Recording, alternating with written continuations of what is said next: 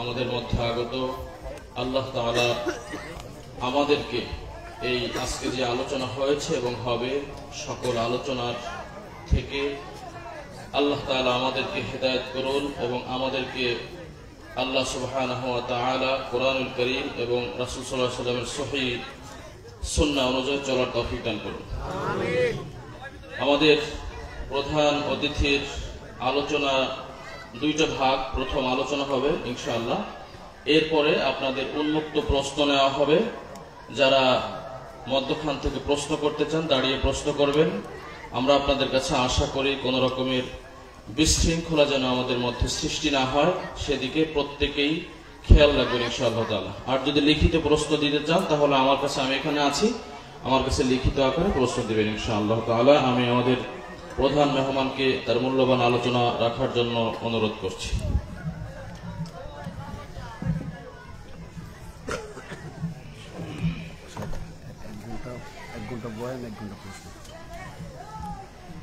আসসালামু আলাইকুম ওয়া রাহমাতুল্লাহি ওয়া বারাকাতুহু।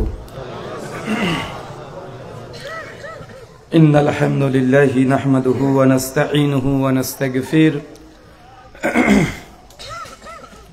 ওয়া নাউযু বিল্লাহি মিন শুরুরি আনফুসিনা ওয়া মিন সাইয়্যাতি আমালিনা। মান ইয়াহদিহিল্লাহু ফালা মুদিল্লা লাহু ওয়া মান ইউদ্লিল ফালা হাদিয়া লাহু। ওয়া আশহাদু আল্লা ইলাহা ইল্লাল্লাহু ওয়াহদাহু লা শারীকা লাহু ওয়া আশহাদু আন্না মুহাম্মাদান আবদুহু ওয়া রাসূলুহু আম্মা বা'দ। ফাইন্না খায়রাল হাদিসি কিতাবুল্লাহ ওয়া খায়রাল হাদী হাদীউ মুহাম্মাদ সাল্লাল্লাহু আলাইহি ওয়াসাল্লাম ওয়া শাররাল উমুরি মুহদাসাতুহা ওয়া কুল্লু মুহদাসাতিন বিদআ ওয়া কুল্লু বিদআতিন দালালা ওয়া কুল্লু দালালাতিন ফিন্নার। আউযু বিল্লাহিস সামিউল আলীম মিনাশ শাইতানির রাজীম মিন হামজিহি ওয়া নাফখিহি ওয়া নাফসিহি। ইয়া আইয়ুহান নাসু তাকু রাব্বাকুমুল্লাযী খালাকাকুম মিন নাফসি ওয়াহিদা ওয়া খালাকা মিনহা যাওজাহা ওয়া বাসসা মিনহুমা রিজালান কাসীরাও ওয়া নিসাআ ওয়াত্তাকুল্লাহাল্লাযী তাসাআলুনা বিহি ওয়াল আরহাম ইন্নাল্লাহা কানা আলাইকুম রাকীবা। ইয়া আইয়ুহাল্লাযীনা আমানুত্তাকুল্লাহ ওয়া কুলু কাওলান সাদীদা ইউসলিহ লাকুম আমালাকুম ইয়াগফির লাকুম যুনুবাকুম ওয়া মান ইউতিল্লাহা ওয়া রাসূলাহু ফাকাদ ফাযা ফাওজান আযীমা। ক্বালা রাব্বি ইশরাহ লি সাদরি ওয়া ইয়াসসির লি আমরি ওয়াহলুল উকদাতাম মিন লিসানি ইয়াফকাহু কওলি। রব্বি জিদনি ইলমা ওয়া জিদনি ফাহমা। জন্য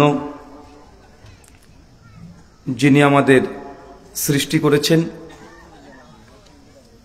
শুধু সৃষ্টি করেননি, এই পৃথিবীতে কবুল করেছেন, সে মহান সত্তা আল্লাহ সুবহানাহু ওয়া তাআলার সংক্ষিপ্ত শুকরে সুজুদ আদায় করি তার নিজেরই শেখানো ভাষা দিয়ে। সকলে এক বাক্যে পড়ি আলহামদুলিল্লাহ। আর তাকওয়া সালাফিয়া মাদ্রাসার উদ্যোগে এবং পরিচালনায় আজ 2রা ফেব্রুয়ারি 2025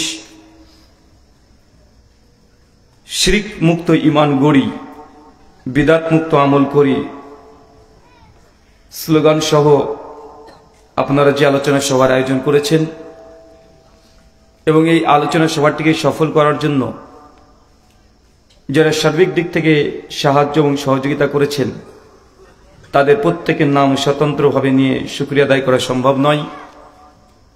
তারপরেও আজকের এই চলন্ত সভার সভাপতি সাহেব, অতিথি এবং বিশেষ অতিথি সহ দূর দূরান্ত থেকে যেসব দিনী ভাই এবং বোনের আলোচনা শ্রবণের উদ্দেশ্যে একত্রিত হয়েছেন, পাশাপাশি যারা অর্থ, শ্রম, মেধা, দোয়া এবং পরামর্শ দিয়ে সহযোগিতা করেছেন, আল্লাহ সুবহানাহু ওয়া তাআলা তুমি তাদের প্রত্যেকের নেক নিয়াত এবং নেক আমলগুলোকে কবুল করে নাও।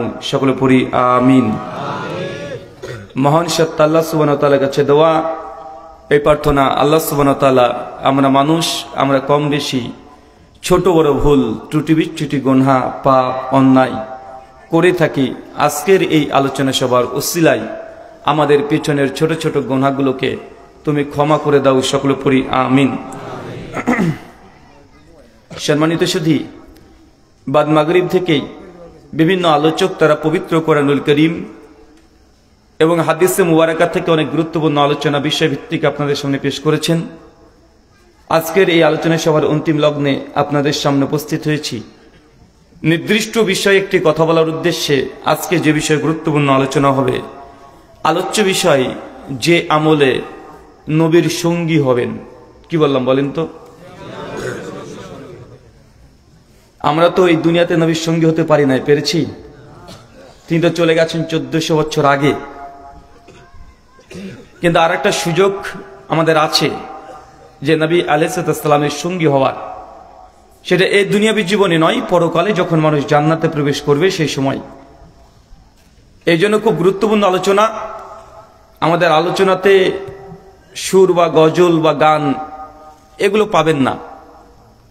কাটা কাটা কথা কোরআন এবং হাদিসের আলোকেই সরাসরি আপনাদের সঙ্গে শেয়ার করব। আজকের আলোচ্য বিষয় যে আমলে জান্নাতে নবীর সঙ্গী হবেন। বলেন তো কি বিষয়? জান্নাতের সঙ্গী হতে চান? কে কে চান একটু হাত তুলি তো। মাশাআল্লাহ, তুমি কবুল করো, আমিন। আমাদের প্রত্যেক মুসলিমদের একটা এটা নেশা, আশা বা আমাদের চাহানি, চাওয়া পাওয়া, আকাঙ্ক্ষা যে দুনিয়াতে নবী সাল্লাল্লাহু আলাইহি সাল্লামের সঙ্গে আমরা হতে পারিনি, কিন্তু ইনশাআল্লাহ পরকালে যেন আল্লাহ নবীর সঙ্গে আমরা সহবত পেতে পারি। এটা আমাদের প্রত্যেকের আশা না? চলেন এ বিষয়ে সংক্ষিপ্ত পরিসরে কোরআন এবং সুন্নাহর আলোকে আমরা কিছু জানাই। তার পূর্বেই আল্লাহ সুবহানাহু ওয়া তাআলা আপনাদের উদ্দেশ্যে বলছেন সূরা জুমার সূরা নম্বর 39 আয়াত নম্বর 18, আল্লাযীনা ইয়াসতামিউনাল কওল ফায়াত্তাবিউনা হাসানা উলাইকা আল্লাযীনা হাদাহুমুল্লাহ ওয়া উলাইকা হুম উলুল আলবাব।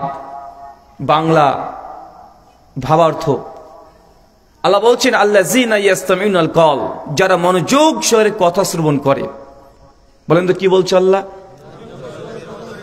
তার মানে কথা শুনতে হবে। এটা কে বলছে? আল্লাহ সুবহানাহু ওয়া তাআলা বলছে। কাদের বলছে? এই মানুষ জাতিকে উদ্দেশ্য করে। আল্লাযীনা ইয়াসতামিউনাল কওল, যারা মনোযোগ সহকারে কথা শ্রবণ করবে।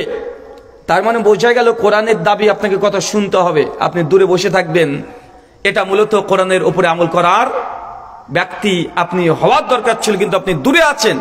তাহলে কোরআন মাজিদের এই আয়াতকে আপনি ইগনোর করছেন জাস্ট। কারণ আল্লাহর দাবি কোরআন শুনতে হবে, কথা শ্রবণ করতে হবে। কথা কে বলছে এটা গুরুত্বপূর্ণ নয়, বরং কার কথা বলছে এটা হচ্ছে গুরুত্বপূর্ণ। একটা অমুসলিম হিন্দু এসে যদি বলে আপনাদের আশেপাশে যে ভাইজান কি ব্যাপার আপনারা মদ খাচ্ছেন, অথচ আমরা জানি ইসলাম ধর্মে মদ খাওয়া নিষিদ্ধ, আপনাদের কোরআনে মদ খাওয়া হারাম করে দিয়েছে। কোন হিন্দু পণ্ডিত যদি এসে বলে কথা, ভাই কথা ঠিক আছে না ভুল আছে? লোকটা কিন্তু হিন্দু হোক, হিন্দু সেই, কিন্তু কথা তো কোরআনের বলেছে, কথা তো হাদিসের বলেছে। একজন অমুসলিম ইহুদি খ্রিস্টান সেও যদি বলে যে মুসলমান আজকে তোমরা সুদ খাচ্ছ, অথচ তোমাদের নবী বলেছে কেউ যদি জেনে বুঝে 1 টাকা সুদ খায়, মায়ের সঙ্গে জেনা করলে যে পাপ, আপনি একাই সে পাপ করছেন। হোক লোকটা ইহুদি, লোক খ্রিস্টান, হোক সে হিন্দু, কিন্তু কথাটা কার? কথাটা আল্লাহর নবীর। অতএব কথা কে বলছে এটা গুরুত্বপূর্ণ নয়, কার কথা বলা হচ্ছে এটা হচ্ছে গুরুত্বপূর্ণ। আপনি কথা শুনতে বাধ্য। আপনি যে দূরে বসে থাকেন এটা কোনো মুসলমানের বৈশিষ্ট্য হতে পারে না। মুসলমান শোনে। যদি ওমর বিন খাত্তাব সেই দিন আল্লাহ নবীর জবান থেকে কোরআনুল কারীম, যদিও সনদের মধ্যে দুর্বলতা আছে, ওমর বিন খাত্তাব তার বোনের কাছে কোরআন মাজিদ শুনেছিলেন, আর শুনেই তিনি ইসলাম গ্রহণ করেছিলেন। যদি না শুনতেন ওমর বিন খাত্তাব ইসলামে আসতো, কিন্তু শুনে না কে? আবু জাহেল। কে শুনে না? আবু জাহেল তার সঙ্গভঙ্গকে বলতে, খবরদার মোহাম্মদের মজলিসে কেউ যাবে না, কারণ ওর কাছে যে কোরআন শুনে সে তার ধর্ম গ্রহণ করে নাই। আমাদের 360 মূর্তি সবগুলোকে পরিত্যাগ করে দেয়। অতএব কেউ মোহাম্মদের মসজিদে তোমরা যাবে না। তো এরকম আচরণ কাদের কথা বলেন? কাদের আচরণ এগুলো? এগুলো অমুসলিম আবু জাহেল মার্কা কিছু মানুষ আছে, তারা এমন করে। কিন্তু কোরআনের দাবি আল্লাযীনা ইয়াসতামিউনাল কওল, যারা মনোযোগ ছেড়ে কথা শ্রবণ করে। যদি আপনি হেদায়েত পেতে চান, আপনাকে কোরআনের মাজলিসে আসতে হবে, শুনতে হবে। ফাআহসানা, শোনার পরে বক্তার প্রত্যেক কথাকে যে আপনি গ্রহণ করবেন এমনটা নয়। কোনটাকে গ্রহণ করতে হবে? ফায়াত্তাবিউনা হাসানা, অনুসরণ করবে, ইত্তেবা করবে, আনুগত্য করবে, মেনে নিবে, গ্রহণ করে অ্যাকসেপ্ট করবে। আহসানা, বক্তা যে কথাগুলো ভালো ভালো বলেছে সেই কথাগুলোকে তুমি গ্রহণ করে নিবে। তার মানে ভালো কথা, আহসান কথা, এটা আপনাকে গ্রহণ করতে হবে। বক্তার প্রত্যেক কথা গ্রহণ করা যাবে? যাবে না। এখন সমস্যাতে এটা যে হুজুর আহসান মানে উত্তম কথা কোনটা, কিভাবে বুঝবো যে এটা উত্তম কথা, এটা উত্তম কথা নয়? উত্তম কথা এটা নয় যেটা আমি ব্যাখ্যা করব। উত্তম কথা ওটাই যেটা কোরআনুল কারিমে আছে, যেটা হাদিসে মুবারাকাতে আছে। অনেক মানুষ তো অনেক রকম ব্যাখ্যা করতে পারে না? অনেক মানুষ নিজের ব্যাখ্যা নিজের মনের মতো ব্যাখ্যা করছে, কিন্তু আল্লাহ তার জন্য বলছে ইয়াত্তাবিউনা হাসানা, তুমি বক্তার কথা শোনার পরে সেই কথাগুলোকে গ্রহণ করবে যারা উত্তম কথা। আহসান ভালো কথা। ভালো কথা কোনটা? নিশ্চয় আমার কোনো ব্যক্তিগত তাফসীর এটা ভালো নয়। আল্লাহ নবী কি বলছে দেখেন, সহিহ মুসলিম কিতাবুস সালাত হাদিস নাম্বার 850, আল্লাহ নবী বলছেন ফাইন্না খায়রাল হাদিসি কিতাবুল্লাহ, শুনে রাখো সবচাইতে শ্রেষ্ঠ কথা দুনিয়াতে কি যদি থাকে সেটা কিতাব আল্লাহ, আল্লাহর কিতাবের কথা। কার কিতাব? তার মানে বক্তার কথা। ডাইরেক্ট আল্লাহর কথা যদি পেয়ে যান, যদি আপনার নিজের বিরুদ্ধে চলে যায়, আপনার বাপের বিরুদ্ধে চলে যায়, আপনার সমাজের বিরুদ্ধে চলে যায়, রাষ্ট্রের বিরুদ্ধে চলে যায়, তারপরে এটাই আপনার জন্য উত্তম কথা। আর এটাকেই আল্লাহ কোরআনে বলছে তোমরা এরই আনুগত্য করবে, যেটা হাসান উত্তম জিনিস, তার আনুগত্য করো। আমি জানি যখন আপনাকে নবীর এই হাদিসগুলো শোনায়, মান তারাকা সালাতা মুতামাদান ফাকাদ কাফারা, যে ব্যক্তি ইচ্ছাকৃত নামাজকে ত্যাগ করেছে সে কাফের। সে মুসলিম 153 নম্বর হাদিস। আমি জানি এই কথা শুনলে আপনার খারাপ লাগবে যারা বেনামাজি, কিন্তু কি করব, এটাই নবী বলছেন যেটা উত্তম কথা। উত্তম কথা কোনটা? যেটা কোরআনের ডাইরেক্ট আছে, যেটা নবীর হাদিসে ডাইরেক্ট আছে। সুনান আবু দাউদের হাদিস, আল্লাহ নবী বলছেন কোন মহিলা যদি, নারী যদি আতর সেন সুগন্ধি মেখে রাস্তাতে বের হয়, আর কোন পরপুরুষ যদি তার সুগন্ধি পেয়ে যায়, ওই নারীটা বেশ্যা। ওই নারীটা জেনা করেনি, জানি কথাটা খুব কঠিন, কিন্তু এই কথাটাই ভালো কথা। কেন কথা বলেন? কেন? আল্লাহ নবী বলেছে। আমি জানি আপনি সুদ খান, কিন্তু নবীর ভাষায় 1 টাকা সুদ খাওয়া মানে মায়ের সঙ্গে জেনা করলে যে পাপ, সে পাপ আপনি করছেন। কথা শুনতে খারাপ লাগছে না? যে শব্দ আল্লাহ নবী এরকম শব্দ ব্যবহার করেন না স্বাভাবিকভাবে। মদখোরের ব্যাপারে এমন ব্যবহার করেননি, জুয়াখোরের ব্যাপারে এই কথাগুলো বলেনি, কিন্তু কঠিন কথা আল্লাহ এই 2 জায়গাতে এসে বলে দিয়েছেন। কথাটা খারাপ লাগছে আপনার কাছে, কিন্তু এটা উত্তম কথা যদি আপনি জান্নাত নবীর সঙ্গী হতে চান। আর যদি মনে করেন না দরকার নেই, জান্নাত দরকার নেই, তাহলে আপনার শোনার দরকার নেই। আল্লাযীনা ইয়াসতামিউনাল কওল, যারা মনোযোগ ছেড়ে কথা শ্রবণ করে, ফায়াত্তাবিউনা হাসানা, শোনার পরে উত্তম জিনিসের গ্রহণ করে। উত্তম কোনটা? যেটা কোরআন হচ্ছে ডাইরেক্ট আছে। উলাইকাল্লাযীনা হাদাহুমুল্লাহ, যারা এরকম মন নিয়ে আলোচনা শুনতে বসে, আমি আল্লাহ মূলত তাদেরকে হেদায়েত দিয়ে থাকি। তার মানে আল্লাহ যাকে তাকে হেদায়েত দেন, যাকে তাকে আল্লাহ সুবহানাহু ওয়া তাআলা হেদায়েত দেন না। আল্লাহর কাছে হেদায়েতের অভাব আছে চাচা? হ্যাঁ, হেদায়েত ফুরিয়ে গেছে আল্লাহর কাছে? আল্লাহ চাইলে আবু জাহলকে হেদায়েত দিতে পারতেন না?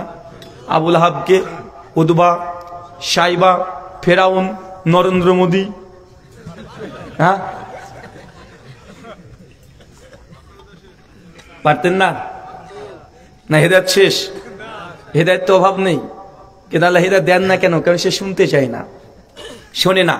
আবু জাহল শুনতেই চায়নি। তো এমন কিছু সংখ্যক মানুষ দুনিয়াতে আছে না যারা কথা শুনতেই চায় না? ওরা আলাদা, আমরা আলাদা, ওদের মাঝাব আলাদা, আমাদের মাঝাব আলাদা, ওরা আলাদা, আমরা এই, ওরা ওই, এরা সেই, আছে না নাই? আছে। যদি কোনো অমুসলিম হিন্দু বা খ্রিস্টান যদি মনে করে যে না ওরা তো মুসলমান, ওদের কোরআন পড়ার দরকার নেই, ওদের হাদিস পড়ার দরকার নেই, ওদের হুজুরদের বক্তব্য শোনার দরকার নেই, তাহলে একটা হিন্দু মুসলিম হতে পারবে? আপনাদের বাংলাদেশে 3 দিন আগে দেব চৌধুরী বলে একজন ব্যক্তি, ক্রীড়া সাংবাদিক, মানে খেলাধুলার সাংবাদিকতা করতেন, একজন হিন্দু মানুষ, 3 দিন আগে ইসলাম গ্রহণ করেছে না? উনি তার ক্যাপশনে তিনি জানিয়েছেন যে তিনি আরবি পড়তে পারেন না, কিন্তু কোরআন মাজিদে 3টে বাংলা অনুবাদ পড়ছেন, বাংলা অনুবাদ পড়েই সে ইসলাম গ্রহণ করেছে। আপনার মতো যদি খাটাস হতো যে না পড়বো না, জানবো না, ওদের মস্তিষ্ক আলাদা, ওরা এই ওরা সেই, কখনো লোকটা হেদায়েত পেত? হেদায়েত পাওয়ার জন্য হেদায়েতের রাস্তায় চলতে হয়। আপনি আগে থেকে মনে করছেন যে আপনার পীর সাহেব আপনার জন্য নৌকা নিয়ে বসে থাকবে, আপনি হেদায়েত পেয়ে গেছেন আগে থেকে। এমন মানুষ আছে না নাই? এগুলো হচ্ছে সমস্যা। মাথায় যদি এরকম ছাড় পোকা ঢুকে থাকে তাহলে মানুষকে হকের দাওয়াত দেওয়া এটা যত কঠিন, তাদের কাছে পৌঁছানো আরো বেশি কঠিন। চলেন, এটা হচ্ছে মুমিনদের বৈশিষ্ট্য। আর এক শ্রেণীর মানুষের কথা আল্লাহ কোরআনে বলছে। মুমিনদের বৈশিষ্ট্য আল্লাহ কি বললেন? ওরা কথা শোনে, কথা শোনার পরে যেটা উত্তম সেটাকে গ্রহণ করে। আল্লাহ বলছে তবেই আমি তাদেরকে হেদায়েত দিই যাদের মধ্যে 2টো গুণ নাই, যারা কথা শুনতে চায় না আর যারা কোনটা ভালো জিনিস এটা গ্রহণ করে না, আল্লাহ তাদেরকে হেদায়েত দেবেন না। এবার উল্টো কিছু মানুষের কথা আল্লাহ কোরআনে বলছে। এই আয়াতটা পড়লে মনে হয় যে আজকে সকালবেলা আয়াতটাকে নাজিল করেছে আল্লাহ, মানে একদম চতুর্পাশে এই কোয়ালিটির মানুষই বেশি। দেখবেন সূরা বাকারা খুলেন, সূরা নম্বর 2 আয়াত নম্বর 170, সূরা মাইদা আয়াত নম্বর 104, সূরা ইয়াসিন আয়াত নম্বর 21, সূরা আম্বিয়া 51, 52, 53, বিভিন্ন জায়গাতে কিরাতের পরিবর্তে আল্লাহ আয়াতটাকে বারবার তিনি আলোচনা করেছেন কোরআন মাজিদের মধ্যে। কি বলছেন আল্লাহ? ওয়া ইযা কিলা লাহুম তাআলাউ মানজালাল্লাহ ওয়া ইলা রাসূল ক্বালু হাসবুনা মা যাদনা আলাইহি আবাআনা। বাংলা মানে করলে হয় ওয়া ইযা কিলা লাহুম, হে নবী আপনি যদি এই মানুষগুলোকে বলেন যে এসো, তাআলাউ এদিকে এসো, কোন দিকে? আনজালাল্লাহ, আল্লাহ যা কোরআন মাজিদ অবতীর্ণ করেছে, ওয়াইলা রাসূল, রাসূল যেদিকে ডাকে সেই দিকে আসো। কিছু মানুষ দেখবেন আপনাকে চট করে জলদি বলে দিবে ক্বালু হাসবুনা, আরে আমাদের জন্য তো ওটাই যথেষ্ট। কি যথেষ্ট? মা যাদনা আলাইহি আবাআনা, আমার বাপ দাদাকে যে আমল করতে দেখেছি, বাপ দাদা যে আকীদা লালন করেছে, আমাদের জন্য সেটাই যথেষ্ট। তুমি কি বলছো? কোরআনে কি আছে, হাদিসে কি আছে দেখার দরকার নেই। এই কথা আল্লাহ কোরআন মাজিদের 1400 বছর আগে অবতীর্ণ করেছে। এমন মানুষ সমাজে আছে না নাই? আল্লাহ বলছেন এটা বাপ দাদার অনুসারী। কার অনুসারী? যখন বলবেন কোরআনে তো এই আছে আপনি কেন এটা করছেন, যখন বলবেন হাদিসে তো এটা আছে আপনি কেন এটা করছেন, মানুষের জবাব হবে আরে যা করছি করছি, বাপ দাদাকে যেই পথে পেয়েছি সেই জিনিসটা আমি করছি, ওই আমল আমি করি, ওই আকীদা লালন করি। আল্লাহ সুবহানাহু ওয়া তাআলা এই ব্যক্তির বিষয়ে এই কোয়ালিটির মানুষের কথা ছিল পরিষ্কার ডাহা। আবু জাহেল, আবু লাহাব, তাদের কথা, এই বাপ দাদাকে দলিল বানানো কোন মুসলমান মুমিনের এটা বৈশিষ্ট্য নয়। দেখেন সহিহ বুখারী কিতাব জানেজ হাদিস 1360, আল্লাহ নবীর চাচার নাম কি? আবু তালিব।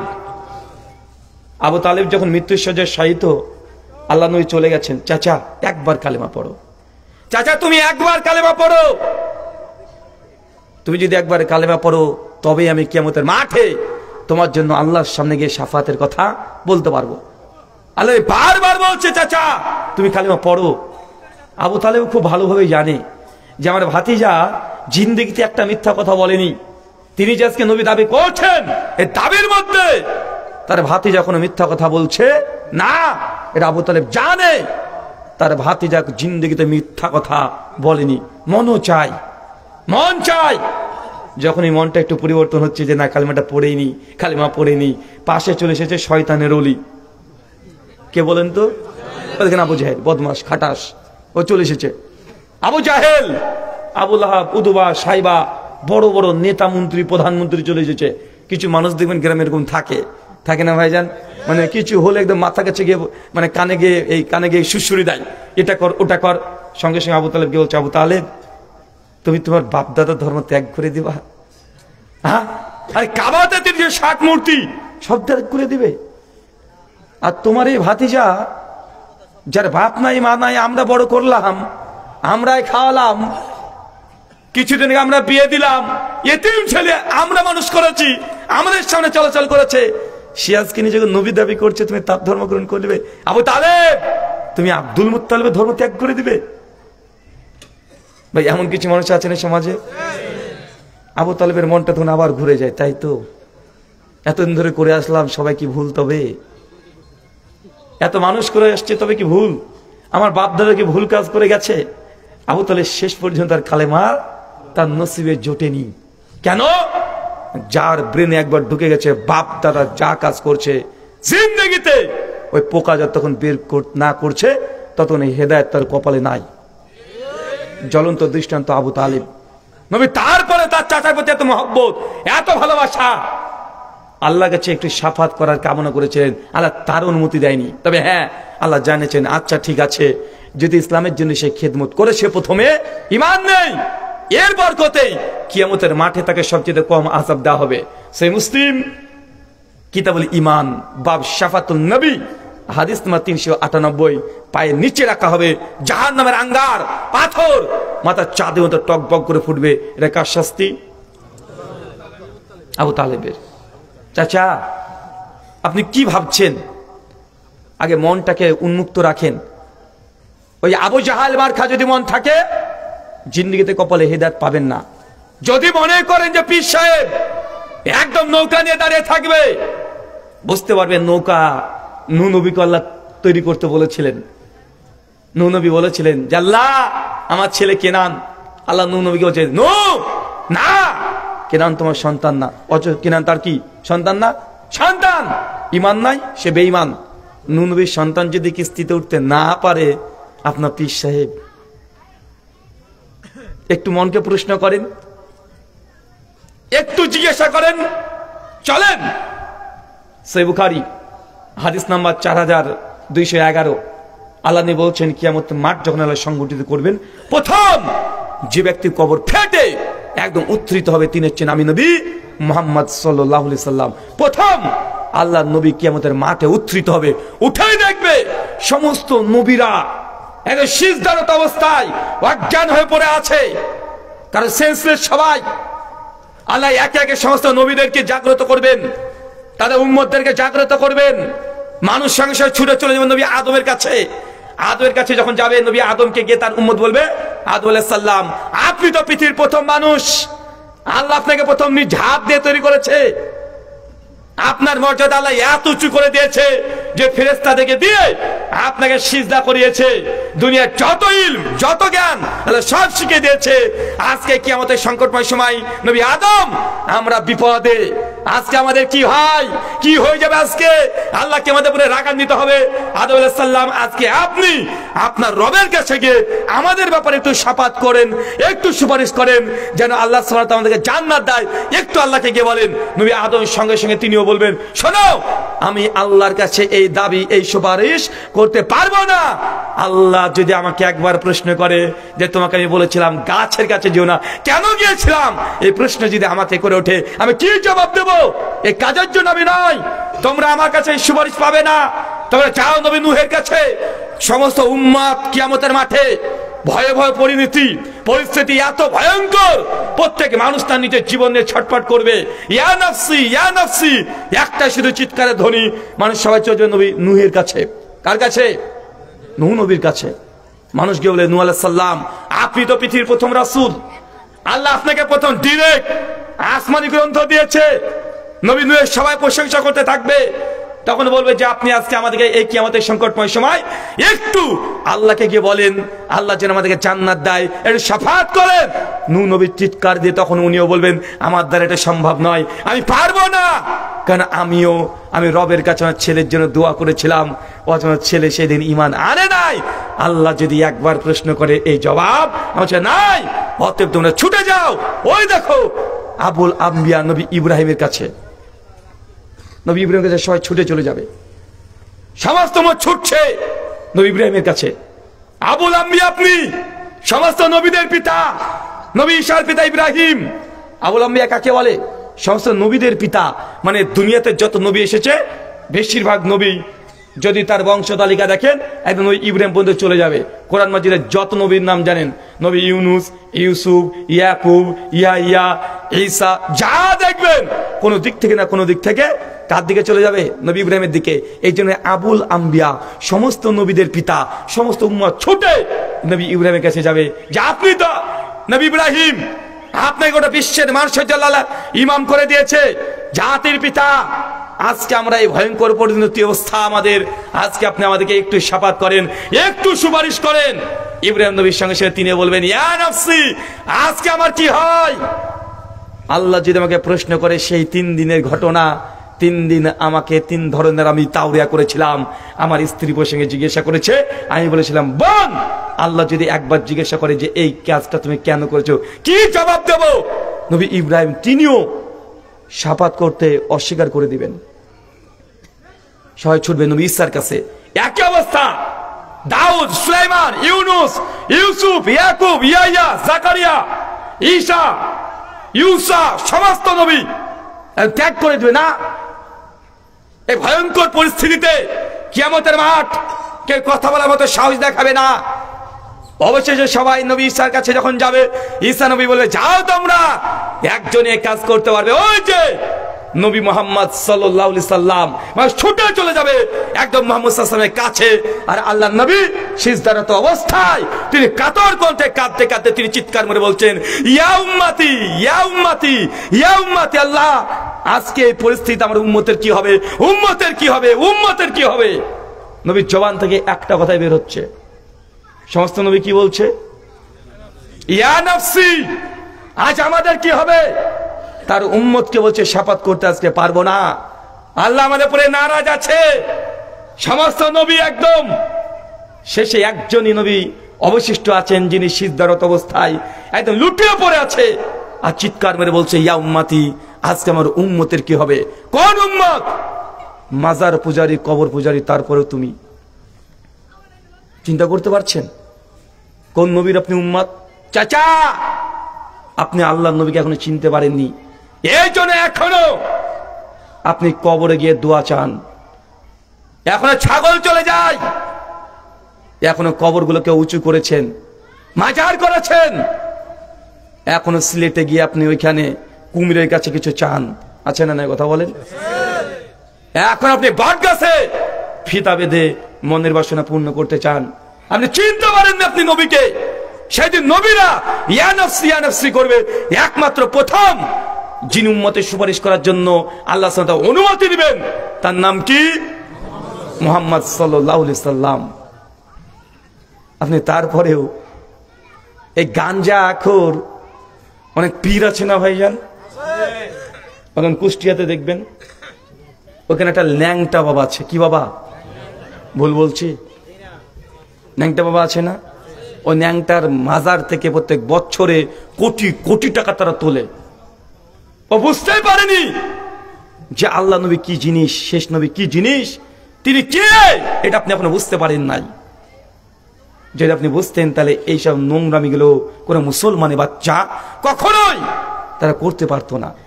উম্মতের কত মর্যাদা, কত মর্যাদা আল্লাহ দিয়েছেন। কুনতুম খায়রা উম্মা, মুসলিম উম্মার মধ্যে উম্মতে মুহাম্মাদি এরা সর্বশ্রেষ্ঠ জাতি। কারা শ্রেষ্ঠ? শ্রেষ্ঠ সবচেয়ে উম্মতের মধ্যে কোন উম্মত শ্রেষ্ঠ? নবী আদমের উম্মত শ্রেষ্ঠ না? দাউদের উম্মত শ্রেষ্ঠ না? ঈসা, মুসা, কার? সর্বশেষ নবীর উম্মত সর্বশ্রেষ্ঠ। কেন? কারণ আমাদের নবীটাও শ্রেষ্ঠ। শ্রেষ্ঠ নবীর উম্মত শ্রেষ্ঠ হবে না? শ্রেষ্ঠ নবী কেন শ্রেষ্ঠ? তার উপরে সর্বশ্রেষ্ঠ গ্রন্থ আল কোরআন অবতীর্ণ হয়েছে। আল কোরআন যে রাত্রিতে অবতীর্ণ হয়েছে ওই রাতটা শ্রেষ্ঠ। নাম কি? লাইলাতুল কদর। কোরআন মাজিদ যে মাসে অবতীর্ণ সেই মাসটা শ্রেষ্ঠ। কোন মাস? রমজান মাস। আমরা সেই নবীর উম্মত। আপনি এখনো কবর, মাজার, হাবি জাবি এগুলো নিয়ে এখনো অপেক্ষা করছেন যে না, নবীর সঙ্গে যদি জান্নাতের সঙ্গী হতে চান আল্লাহ নবীর আনুগত্য অনুসরণ করতে হবে। কি করতে হবে চাচা? কি করতে হবে? নবীর আনুগত্য অনুসরণ। আমাদের যে ভালোবাসি আমরা নবীকে, ভালোবাসি কি বাসি না? বাসি তো আমরা প্রত্যেকে বাসি না? নবীকে দেখেছেন? কখনো দেখেছেন নবীকে? তার কথা কখনো শুনেছেন? আমাদের ভালোবাসা দেখেন কত নিখুঁত, যাকে দুই চোখ দিয়ে আমরা কখনোই দেখিনি, তার কণ্ঠস্বর শুনিনি, যার বাড়ির দূরত্ব থেকে আমাদের বাড়ির দূরত্ব প্রায় ৭,৫০০ কিলোমিটার।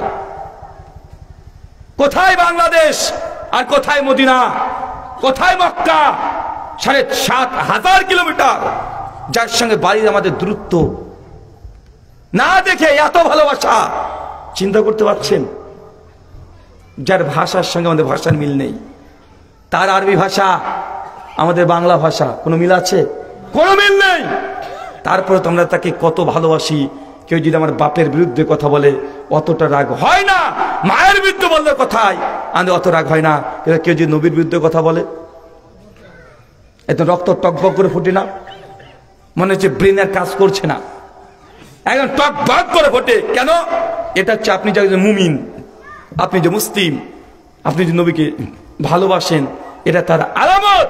এমন নবীকে আমরা আনুগত্য করে যাকে চোখ দিয়ে দেখিনি, কিন্তু যারা দেখেছে তারা আবু বকর, ওমর, ওসমান, আলী, হাজার হাজার সাহাবী তার নবীকে দেখে ধন্য হয়েছে, তার সাহাবাত পেয়েছে, তার সঙ্গে নামাজ পড়েছে, রোজা করেছে, হজ, যাকাত, দান, সাদকা, হিজরত, যুদ্ধ, জিহাদ সব করেছে। কিন্তু আমাদের সে সৌভাগ্য হয়েছে? সে সৌভাগ্য তো আমাদের হয়নি। কিন্তু আল্লাহ নবী তিনি ওই উম্মতকে লক্ষ্য করে চিন্তা করে তিনি বলেছেন, যে সব উম্মত আমাকে পরবর্তী সময় না দেখে ঈমান আনবে, তোমরা যা নেকি পেলে পরবর্তী উম্মত যা না দেখে ঈমান আনবে তারা ডবল নেকি পাবে। আবু বকর রাদিয়াল্লাহু আনহু তো নবীকে দেখেছে, তার মজলিসে বসেছে, যুদ্ধ করেছে, জিহাদ করেছে। তিনি যা নেকি পাবেন, আমরা তো নবীকে দেখি নাই, তার কণ্ঠ শুনি নাই, তার ভাষা বুঝি নাই, তার বাড়ির পাশাপাশি বাড়ি না।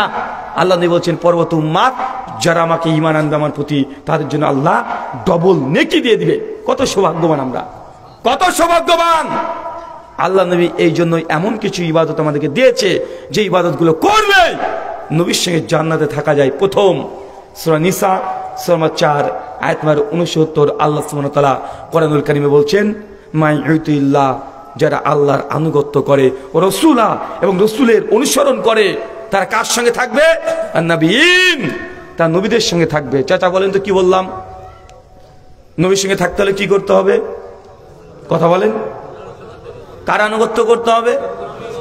আল্লাহ নবীর অনুসরণ আর আল্লাহর ইবাদত, একমাত্র আল্লাহর ইবাদত।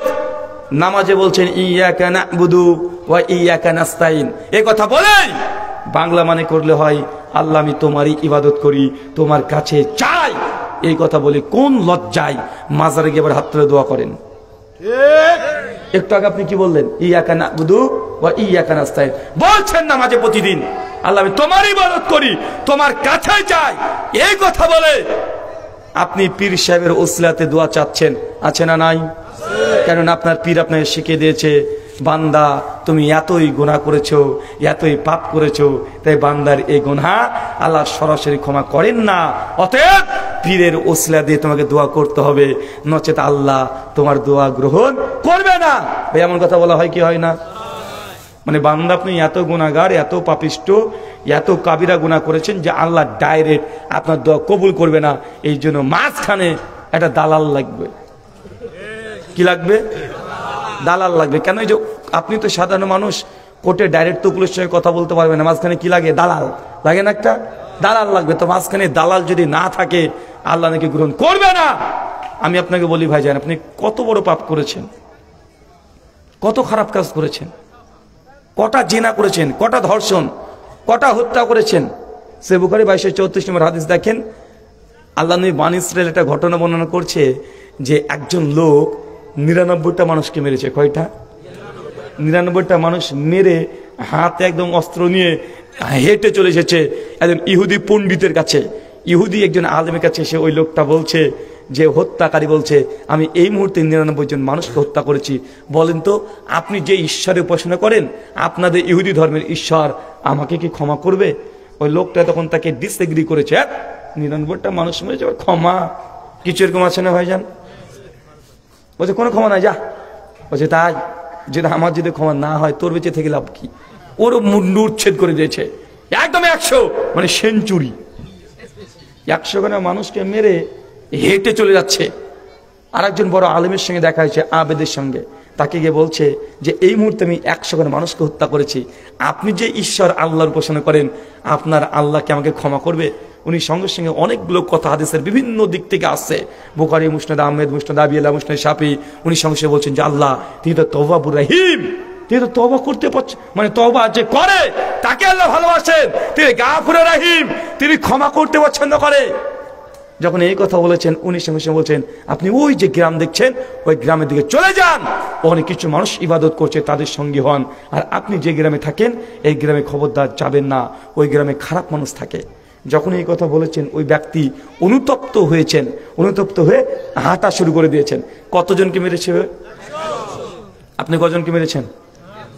হ্যাঁ, একজনকে মারতে পারেননি? তা আপনার পীর সাহেব বলেছে যে বান্দা যদি অনেক গুনাহ করে, পাপ করে, ডাইরেক্ট আল্লাহ শুনে না, দালাল লাগে, বলে না দালাল লাগে। হাদিসে আসছে আল্লাহ নবী বলছেন ওই মানুষটা যেতে যেতে মাঝখানে মারা গেছে। মানে আল্লাহ যে ঘটনা ঘটেছেন কেন? এই আপনাদের মতো মানুষকে বুঝাতে, আপনাদের মতো মানুষকে বুঝাতে যে আল্লাহ যে তওয়াবুর রহিম, আল্লাহ তওবা করতে ভালোবাসে, বান্দা তওবা করে না। মাঝখানে মারা গেছে, দুটো ফেরেশতা চলে এসেছে, একটা আযাবের ফেরেশতা আর একটা জান্নাতের ফেরেশতা, রহমতের ফেরেশতা। রহমতের ফেরেশতা বলছে কি জান্নাতে নিয়ে যাবো, আযাবের ফেরেশতা 100 জন মানুষকে মেরে যাবে, জান্নাতে নিয়ে যাবে। ও ধরে টানাটানি করছে, ও একদিক দিয়ে টানে, এ একদিক দিয়ে টানে। এটা কোনো কেচ্ছা খায় না, বুখারী মুসলিমের হাদিস। যখন দুজনের মধ্যে মানে ঝামেলা চলছে, আল্লাহ আর একজন ফেরেশতাকে পাঠিয়ে যায়, যাও সমাধান করে দিয়ে এসো। তৃতীয় ফেরেশতা এসে বলছে কি সমস্যা? এই সমস্যা।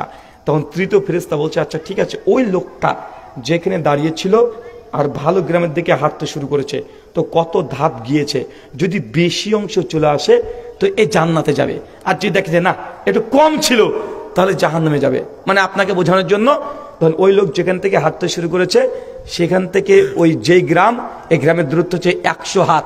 যদি 51 হাতও যদি চলে যায় তাহলে কোথায় যাবে? জান্নাতে। মুসনাদ আহমেদের বর্ণনা যে ওই লোক মাত্র 1 বিঘত, মানে 1 হাত 1.5 হাত মতো ও এগিয়ে গিয়েছে, ওকে জান্নাত আল্লাহ দিয়ে দিয়েছে। কটা মানুষ খুন করেছে? আপনি কটা করেছেন?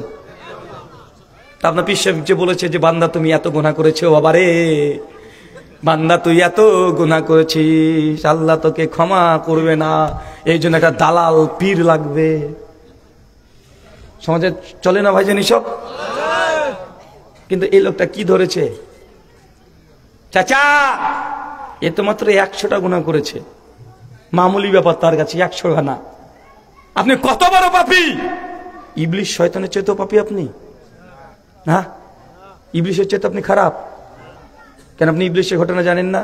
সূরা আরাফের 14 থেকে 20 নম্বর আয়াত, যখন আল্লাহ জান্নাত থেকে ইবলিশকে বলছে যা বের হও, আদম হাওয়া তোমরা যাও, আর চলবে না জান্নাতে তোমাদেরকে। যখন আল্লাহ চূড়ান্ত সিদ্ধান্ত, তখন ইবলিশ শেষে বলছে আল্লাহ তুমি তো সবই জানো, সবই বোঝো, এই আদমের জন্য আমাকে আজকে দুনিয়াতে ফিরে যেতে হচ্ছে, তো তোমাকে যে শেষবারের মতো একটা জিনিস চাওয়ার আছে আমার, তুমি দিবে? কে চাচ্ছে বলেন তো? ইবলিশ শয়তান। কত বড় খাটার দেখেছেন? মানে জান্নাত থেকে নেমে আসবে দুনিয়াতে, তার আগে আল্লাহ কাছে চাইছে ডাইরেক্ট, আল্লাহ তুমি দিবে আমাকে? আল্লাহ তুই শেষবার কি চাইছিস চা। সে বলছে আল্লাহ এই আদমের সন্তানের আমি যেন শিরাই শিরাই রগে রগে চলতে পারি, এই ক্ষমতা আমাকে দিয়ে দাও। বলেন তো আল্লাহ তার দোয়া কবুল করেছে কি করেনি? তো শয়তান ইবলিশের দোয়া যদি আল্লাহ কবুল করতে পারে, আপনি কত বড় শয়তান, কত বড় শয়তান আপনি যে আপনার দোয়া কবুল হবে না, মাঝখানে পীর মানে দালাল লাগবে। মানে আমাদের ব্রেনটাকে এমন ভাবে সমাজে ধুলাই করে দিয়েছে, এমন ভাবে ধোলাই করে দিয়েছে, যখন আমরা কোরআন সুন্নাহ ডাইরেক্ট কথা বলি ওদের কাছে মনে হচ্ছে যে রে বাবা এবার কি বলছে, কিন্তু এটাই কোরআন, এটাই হাদিস। কিন্তু এক শ্রেণীর মানুষ আছে ইনকামের জন্য, টাকা পয়সার জন্য, ব্যবসা করার জন্য মানুষকে পথভ্রষ্ট করে জাহান্নামে নিয়ে যাচ্ছে, যাচ্ছে না ভাইজান? জাহান্নামে নিয়ে যাচ্ছে। আল্লাহ কোরআন মাঝে ডাইরেক্ট বলে দিলেন যে আল্লাহর আনুগত্য করবে, রাসূলের অনুসরণ করবে, রাসূলের আদর্শকে গ্রহণ করবে, সে হবে ওয়ান্নাবিয়িন, নবীদের সঙ্গে জান্নাতে তারা থাকবে। জান্নাতের অনেকগুলো ক্রাইটেরিয়া আছে, সব জান্নাতে নবীকে পাবেন? কথা বলেন। বাংলাদেশ তো গোটাই বাংলাদেশ, আপনি বাংলাদেশে কোনো জায়গাতে চলে আসলে তো আপনি সেই জায়গাতে থাকলেন, কিন্তু জান্নাতে এমন কিছু মাকাম আছে, জায়গা আছে যেখানে নবীরা থাকবেন। কারা থাকবেন? নবীরা ওয়া সিদ্দিকিন, তারা সিদ্দিকদের সঙ্গে থাকবে। মানে আবু বকর সিদ্দিক রাদিয়াল্লাহু আনহু মতো এই ক্যাটাগরির মানুষের সঙ্গে তারা থাকবে। ও শুহাদা, যারা শহীদ হয়ে গেছে তাদের সঙ্গে থাকবে। ও সালেহীন, এবং নেককার পরেজগার বান্দাদের সঙ্গে থাকবে। আমলটা কি? নবীর আদর্শকে গ্রহণ করতে হবে। আল্লাহ নবী বলেছেন আফজালুজ যিকরি লা ইলাহা ইল্লাল্লাহ। পিছে বলল ইল্লাল্লাহ। এখন আপনি কাটটা গ্রহণ করেছেন চাচা? কাটটা? হ্যাঁ, কাটটা গ্রহণ করলেন। আল্লাহ নবী কি বললেন? আফজালুজ যিকরি লা ইলাহা ইল্লাল্লাহ। সমাজে কোন জিকির চলে? এই জিকির কে দিয়েছে? আল্লাহ নবী কি দিয়েছে? তা আল্লাহ নবী বলছে যে নবীকে মানে সেই নবীর সঙ্গে জান্নাতে থাকবে। আপনি কাকে মেনেছেন এখানে? জান্নাতে কার সঙ্গে থাকবেন? আমি বলছি না আপনার পীর সাহেব জাহান্নামী, আমি বলছি এটা যে চাচা ধরলাম আপনার পীর জান্নাতি, আর আপনি পীরের আনুগত্য করে এই জিকির করেছেন, তো যদি এই জিকির চলতে থাকে তো জান্নাত ধরলাম চলে গেলেন, তো জান্নাতে কার সঙ্গে থাকবেন? পীরের সাথে। আর আমি যদি লা ইলাহা ইল্লাল্লাহ জিকির করি তাহলে আমি কার সঙ্গে থাকবো? নবীর সঙ্গে। এখন কার সঙ্গে থাকতে যাচ্ছেন আপনার ব্যাপার। কার সঙ্গে থাকবেন বলেন? সূরা বনী ইসরাঈল 17 আয়াত নম্বর 71 আল্লাহ বলছে ইয়াউমা নাদু কুল্লা উনাসিন বিইমামিহিম। সেই দিন প্রত্যেক মানুষ দুনিয়াতে যাকে নেতা মেনেছে, পীর মেনেছে, তার সঙ্গে কিয়ামতের মাঠে আল্লাহ সুবহানাহু তুলে ফেলবেন। মানে আপনি দুনিয়াতে যাকে আদর্শ মনে করেছেন, যার আনুগত্য করেছেন, অনুসরণ করেছেন, কিয়ামতের মাঠে আপনি তার পেছনে আপনি উঠবেন। এখন বলেন আপনি কার পেছনে আছেন? কার পেছনে আছেন? কার স্লোগান দিচ্ছেন? কার ব্যাপারে এত আলোচনা করছেন? যদি আপনি পীরের প্রতি এত মহব্বত ভালোবাসা থাকে যে জান্নাত মানে কিয়ামতের মাঠে পীরের পেছনে আপনি থাকবেন। আর যদি নবীর আনুগত্য অনুসরণ করেন, কার সঙ্গে থাকবেন? ডাইরেক্ট কোরআনের আয়াত, মানে এর চেয়ে জল কোরআনের আয়াত, স্পষ্ট আয়াত, আপনি ডাইরেক্ট বলা হচ্ছে। এই আয়াতগুলো আপনারা যে জানেন না তা না, কিন্তু আপনি এখনো বুঝতেই পারেননি যে আপনি যদি পীরের আনুগত্য করেন পীরের সঙ্গে থাকবেন, নবীর আনুগত্য করলে কার সঙ্গে থাকবেন? নবীর সঙ্গে থাকবেন। তারপরেও আমরা যদি বলি যে ভাই এটা নবী বলেছে, এটা পীর বলেছে, আমি পীরেরটাই গ্রহণ করেন।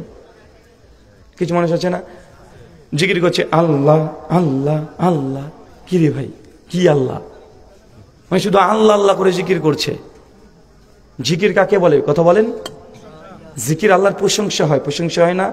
শুধু আল্লাহ বলে কোনো প্রশংসা হয়? আপনি মাকে গিয়ে বলছেন মা মা মা মা মা, বলে কি বলছিস বল? বলছে মা। আরে কি বলছিস বল? মা মা মা। আরে কি বলছিস বলবি তোরে এটা, আবার মা মা করে মানে চিৎকার মারছেন। বা কিছু হলো? কি বলতে হবে আপনাকে?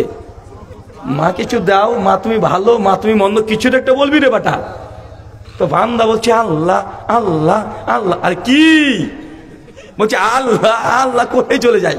আরে কি তারপরে তো বলবি কি আল্লাহ কি, মানে কি জিনিস আল্লাহ এটা বলে না। ও যদি বলে আল্লাহু আকবার তাও তো ভালো বোঝা যায় যে আল্লাহ সবচেয়ে বড়, আল্লাহ প্রশংসা করলো। কিন্তু শুধু আল্লাহ বললে আল্লাহ প্রশংসা হয়? ও তো নাম হলো, শুধু ইসিম হলো। আল্লাহ সুবহানাহু ওয়া তাআলা সিফাত কই গেল? এটা শুধু নাম, আল্লাহ সিফাত লাগবে না জিকিরে। কথা বলেন। এই জন্য আল্লাহ নবী বলছেন আফজালুজ যিকরি লা ইলাহা ইল্লাল্লাহ, আফজালুদ দুআ আলহামদুলিল্লাহ। তো আপনি যখন জিকির করছেন, নবীর দেওয়া জিকির আপনি করেন না। আল্লাহ নবী বলছেন সহিহ বুখারী 886 নম্বর হাদিস, আল্লাহর কোন বান্দি কোন নারী যদি কোনো মসজিদে আসতে চায় তাকে বাধা দিও না, খবরদার। যদি চায় তারা মসজিদে এসে নামাজ পড়তে পারবে। আপনার সমাজ কি বলে?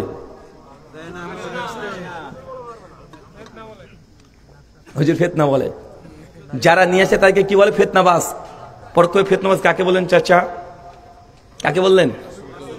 নবীকে বলেছেন। আপনি বুঝতে পেরেছেন আপনার তীরের নিশানা কোন দিকে গেছে? ওই যে হুজুররা বলছে তারাই বলছে যে আল্লাহ নবীর জামানাতে মেয়ে সাহাবীরা মসজিদে যেতেন। তারা বলে না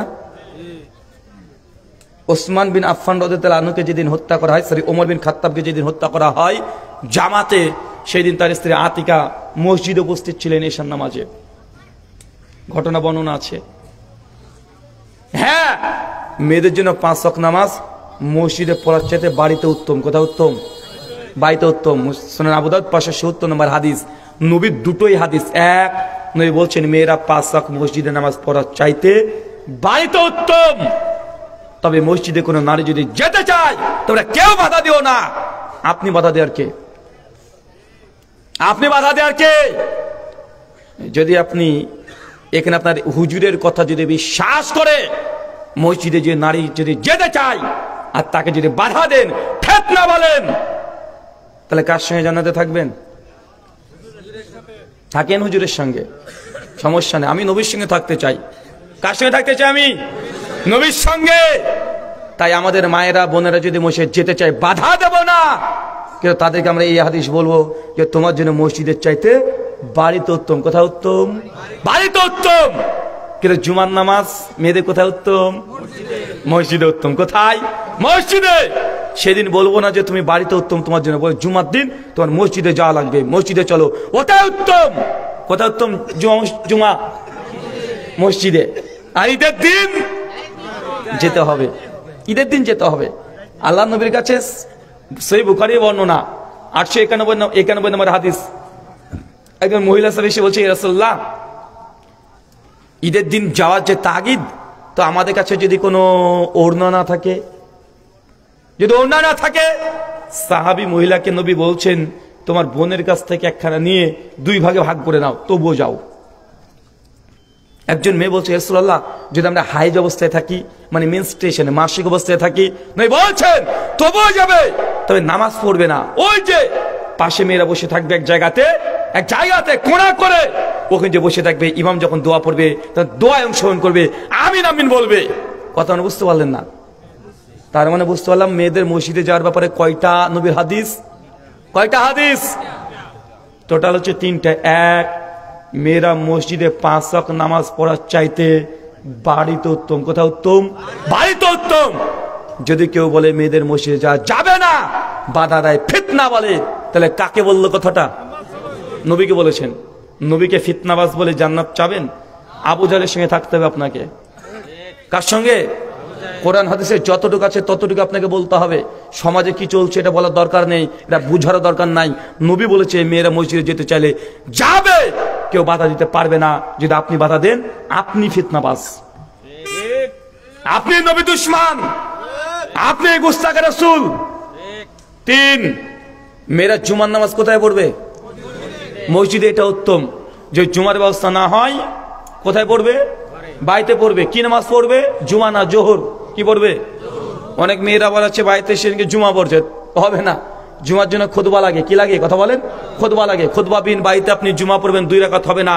যে জুমা না পায় মেয়েরা বাড়িতে কি পড়বে? জোহর পড়বে। তো চেষ্টা করতে হবে আল্লাহ নবীর জামানায় যে মেয়েদের আলাদা পর্দার ব্যবস্থা, আলাদা অজুর ব্যবস্থা, আলাদা গেট, পর্দা মেনটেন করে মসজিদে মেয়েদের জন্য জায়গা করতে হবে। বাইতুল মুকাররম ঢাকাতে মেয়েদের ব্যবস্থা আছে না নাই? মডেল মসজিদে মেয়েদের ব্যবস্থা আছে না নাই? আপনার এলাকায় করলে নাকি ফিতনা হয়, হুজুরে বলে। কি বলে? যে মেয়েরা মসজিদে আসবে, এটা ফিতনা হবে না? বল কি বলেন না? কথা বলেন। কিন্তু যে হুজুর বক্তব্য দিয়ে বলছে যে মেয়েরা মসজিদে আসলে ফিতনা হয়, ও হুজুরের বক্তব্য শুনতে লাখ লাখ মেয়েরা রাত বেতে এসে বসে আছে। ফিতনা হচ্ছে না? না, আবার লিখে দিয়েছে মা বোনেদের জন্য প্রজেক্টরের ব্যবস্থা থাকিবে। এই বেটা, তুই বললি যে মসজিদে আসলে ফিতনা হয়, তো ওয়াজে আসলে ফিতনা হয় না? আছে না নাই? কথা বলেন। মেয়েরা মসজিদুল হারামে গিয়ে নামাজ পড়ে কি পড়ে না? ওখানে ফিতনা হয় না? কিন্তু আমাদের সমাজে বলছে যে ভাইজান, বলছে না, উনি বলছেন দেখেন মেয়েদের মসজিদে যাওয়া জায়েজ নয়। আরে ভাই, কোরআন মাজিদে জায়েজ স্পষ্ট প্রমাণিত। বলেন তো ঈসা নবীর মায়ের নাম কি? মারিয়াম আলাইহিস সালাম কি করতেন? মসজিদে ঝাড়ু দিতেন, খাদেমা ছিলেন। এই দেখেন দেখেন, দলিল পাচ্ছেন না? মারিয়াম আলাইহিস সালাম কোথায় ছিলেন? মসজিদে ছিলেন। মসজিদুল আকসাতে ঝাড়ু দিতেন, পরিচর্যা করতেন, ইবাদত করতেন। আর তোমার হুজুর বলছে যে মেয়েরা নাকি মসজিদে আসলে ফিতনা হয়। বেটা, তুমি ফিতনাবাজ, তুমি মাদ্রাসাতে ফিতনা করো, মেয়ে না পেলে ছেলের সঙ্গে করো। আমি আর এর চেয়ে বেশি কিছু বলতে যাচ্ছি না। যে ফিতনাবাজ, ওনে মেয়ের দরকার হয় না, ও ছেলের সঙ্গে করে ফিতনাবাজি। কিন্তু আহলে হাদিসের মসজিদে এত, গোটা বাংলাদেশে 4 কোটি আহলে হাদিস আছে। কত কোটি? 4 কোটি। একটা মসজিদ দেখান যে মেয়েরা মসজিদে এসেছে ফিতনা হয়েছে, দেখাতে পারবেন? কিন্তু আপনাকে আমি দেখাতে পারবো যে মসজিদের সিঁড়িতে যেন কি হয়েছিল। হ্যাঁ হয়েছে না? হয়েছে না হয় নাই? মাদ্রাসাতে মাঝে মধ্যে খবর চলে আসে না, হুজুরে কি করেছে যেন ছাত্রের সঙ্গে, আছে না নাই? তো যারা মানে তারা অন্যকে তাই ভাবে। আহলে হাদিসের মসজিদে আলহামদুলিল্লাহ গোটা বাংলাদেশের 4 কোটি আহলে হাদিস, তাই মসজিদে মেয়েদের ব্যবস্থা আছে। তারা তারাবির নামাজ পড়ে, তারা মাগরিব এশা সব পড়ে, জুমার নামাজ পড়ে।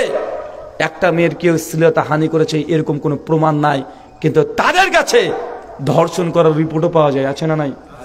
ভাই আমি আপনাকে কষ্ট দিতে আসিনি, আপনি বাস্তবতা বুঝেন, বাস্তবতা বুঝেন।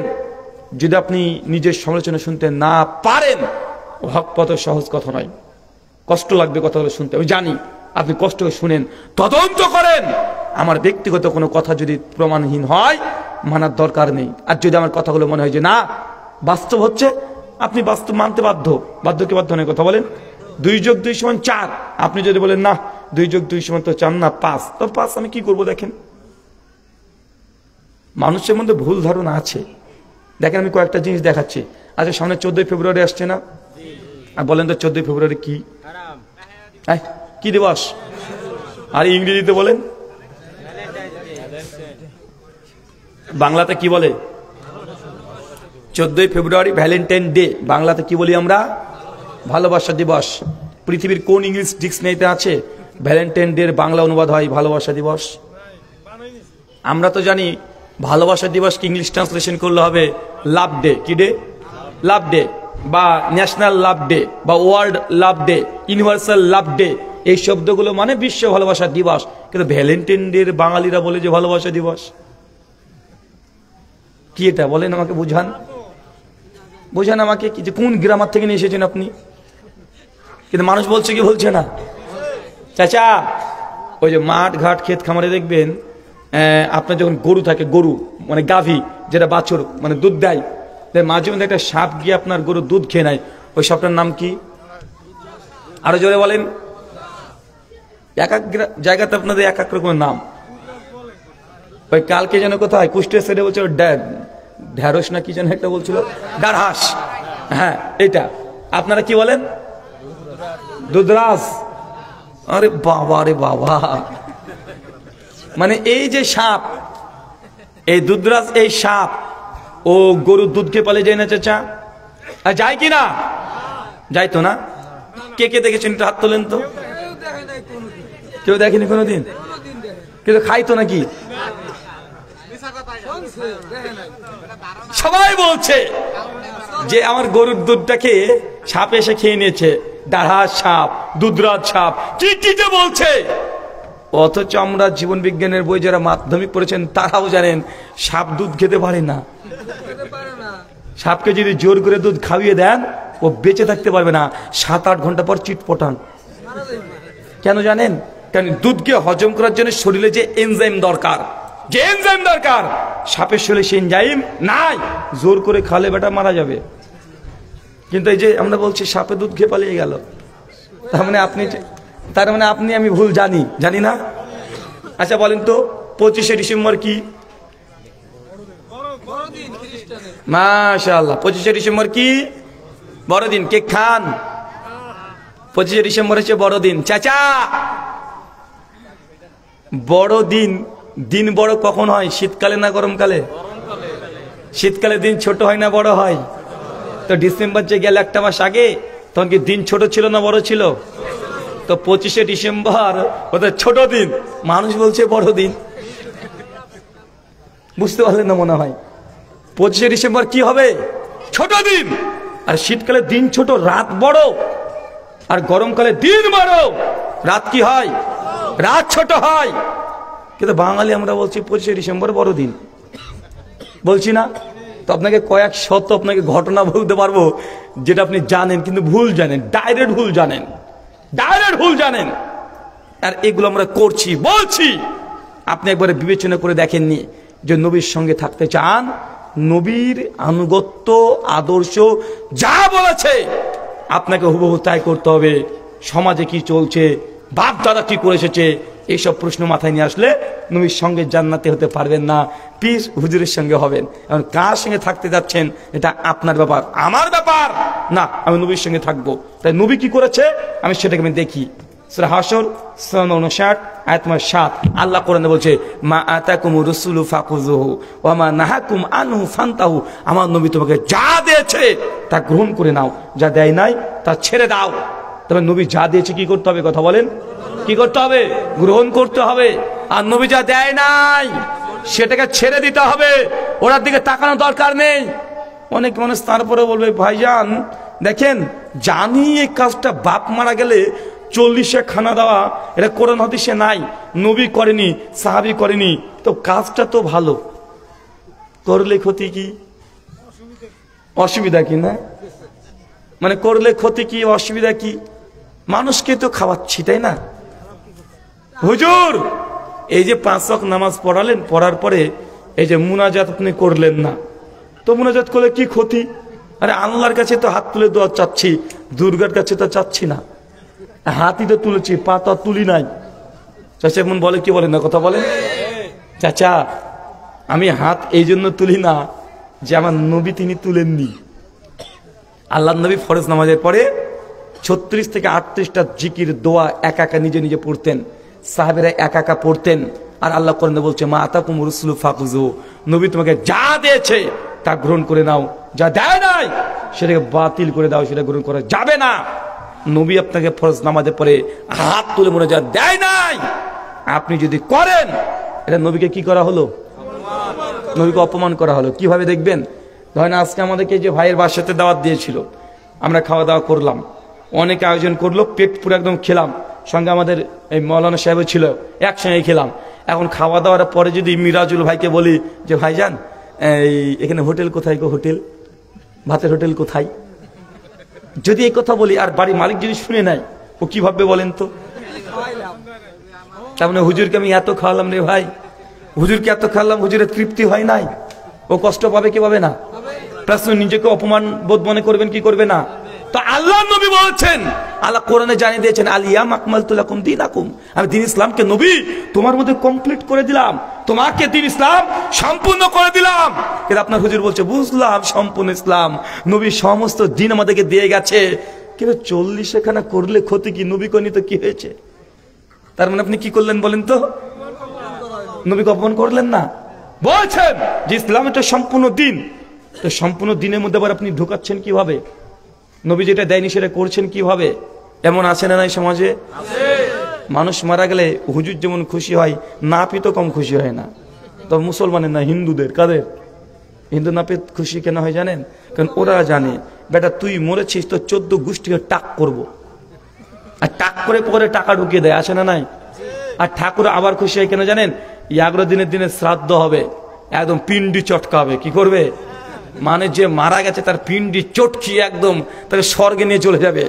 কে আগুন টাগুন ধরাবে, ধরিয়ে সে মন্ত্রপাঠ করবে, ওং ভূর ভুবা স্বাহা তৎসবিতুর বরেণ্যম ভর্গো দেবাস্য ধীমহি ধিয়ো না প্রচোদয়াৎ, ওং ভূর ভুবা স্বাহা।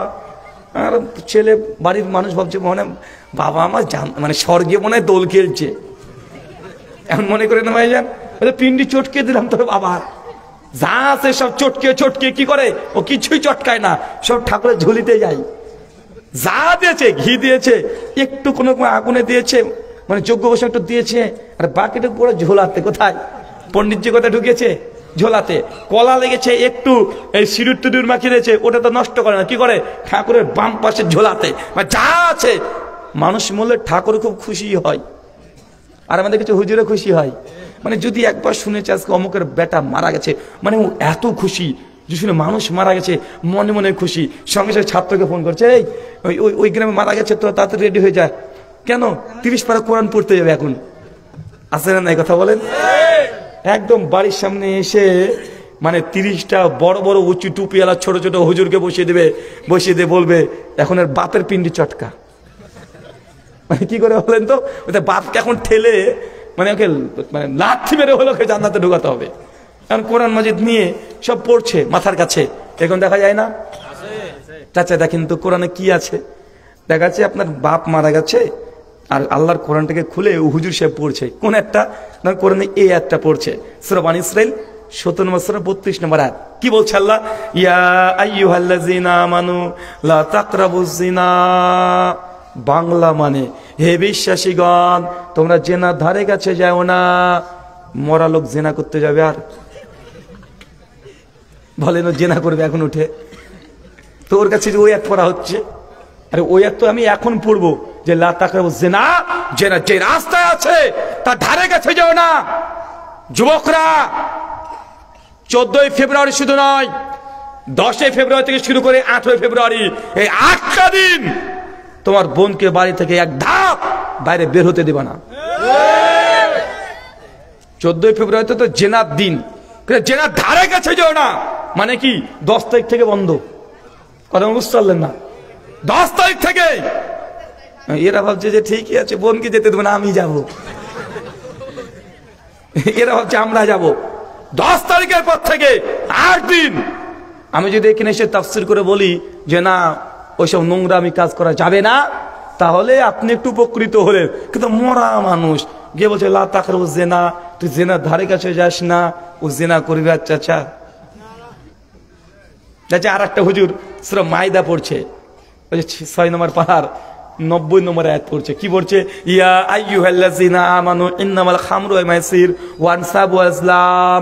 হে বিশ্বাসীগণ তোমাদের জন্য আমি মদকে হারাম করলাম, জুয়াকে হারাম করলাম, তোমার জন্য মূর্তি পূজা হারাম করলাম, আর এই যে বিভিন্ন ভাগ্য নির্ণয় এগুলোকে আমি হারাম করলাম।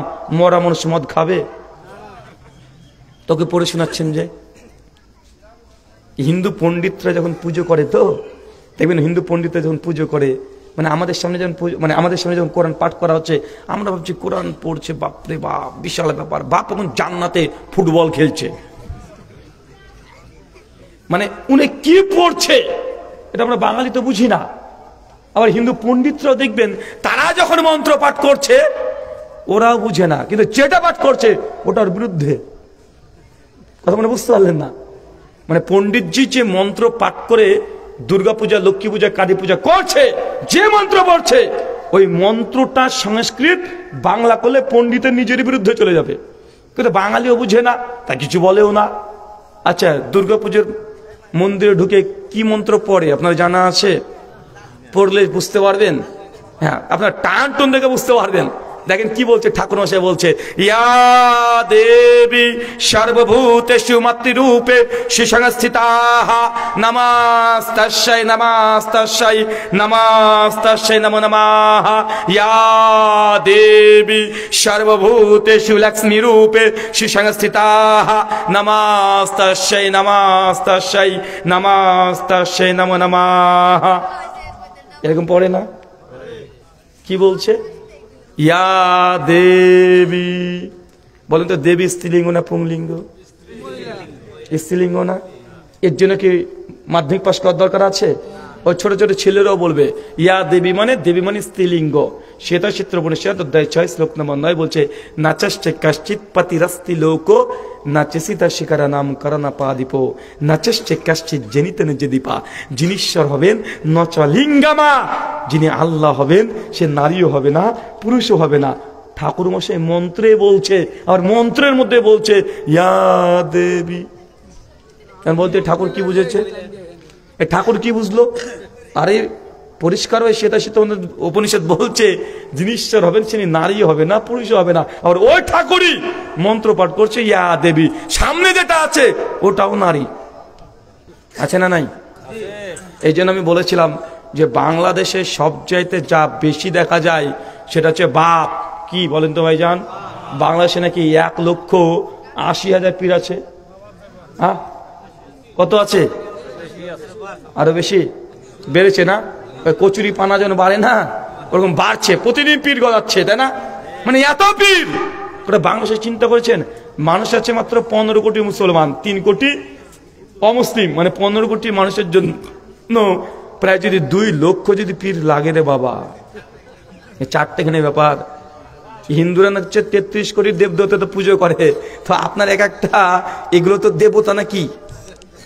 এগুলো কি মানে আপনি মানে কি বুঝাচ্ছেন? মানে গোটা বাবা, বাবাতে বাংলাদেশ পূর্ণ। আমাদের ইন্ডিয়াতে চলে যাবেন, হিন্দু দাদাদের মধ্যে বাবা খুঁজে পাওয়া যায় না, ওদের শুধু মা আর মা। কি আছে বলেন তো?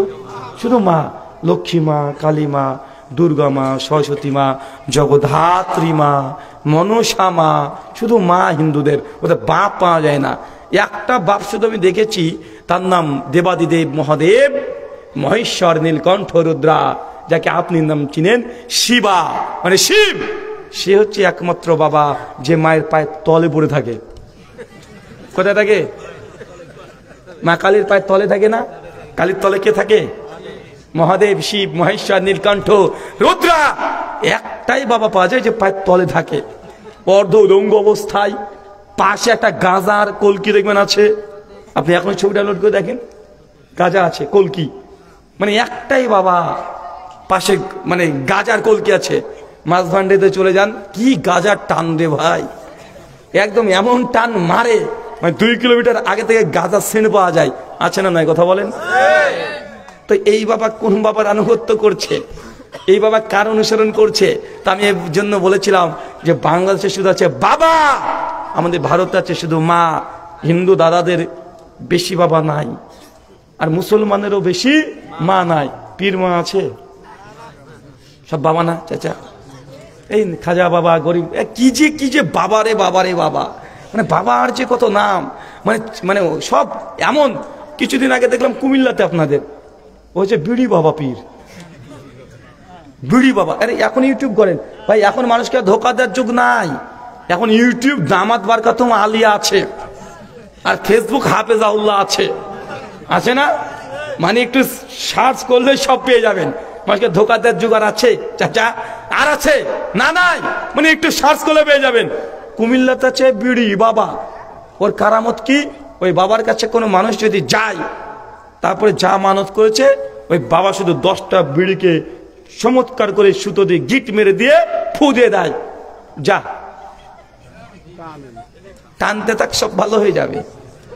এটা কি বাবা? এখানে আপনাদের কুমিল্লাতে আছে।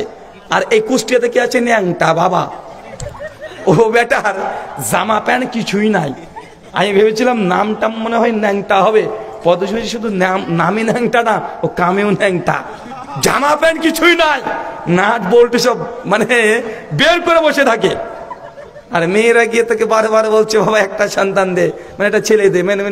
মানে আপনার স্ত্রী বাচ্চা হয়নি, 5 বছর পার হয়ে গেছে, এখন বউ চলে গেছে, বলছে বাবা একটা ছেলে দাও এবার।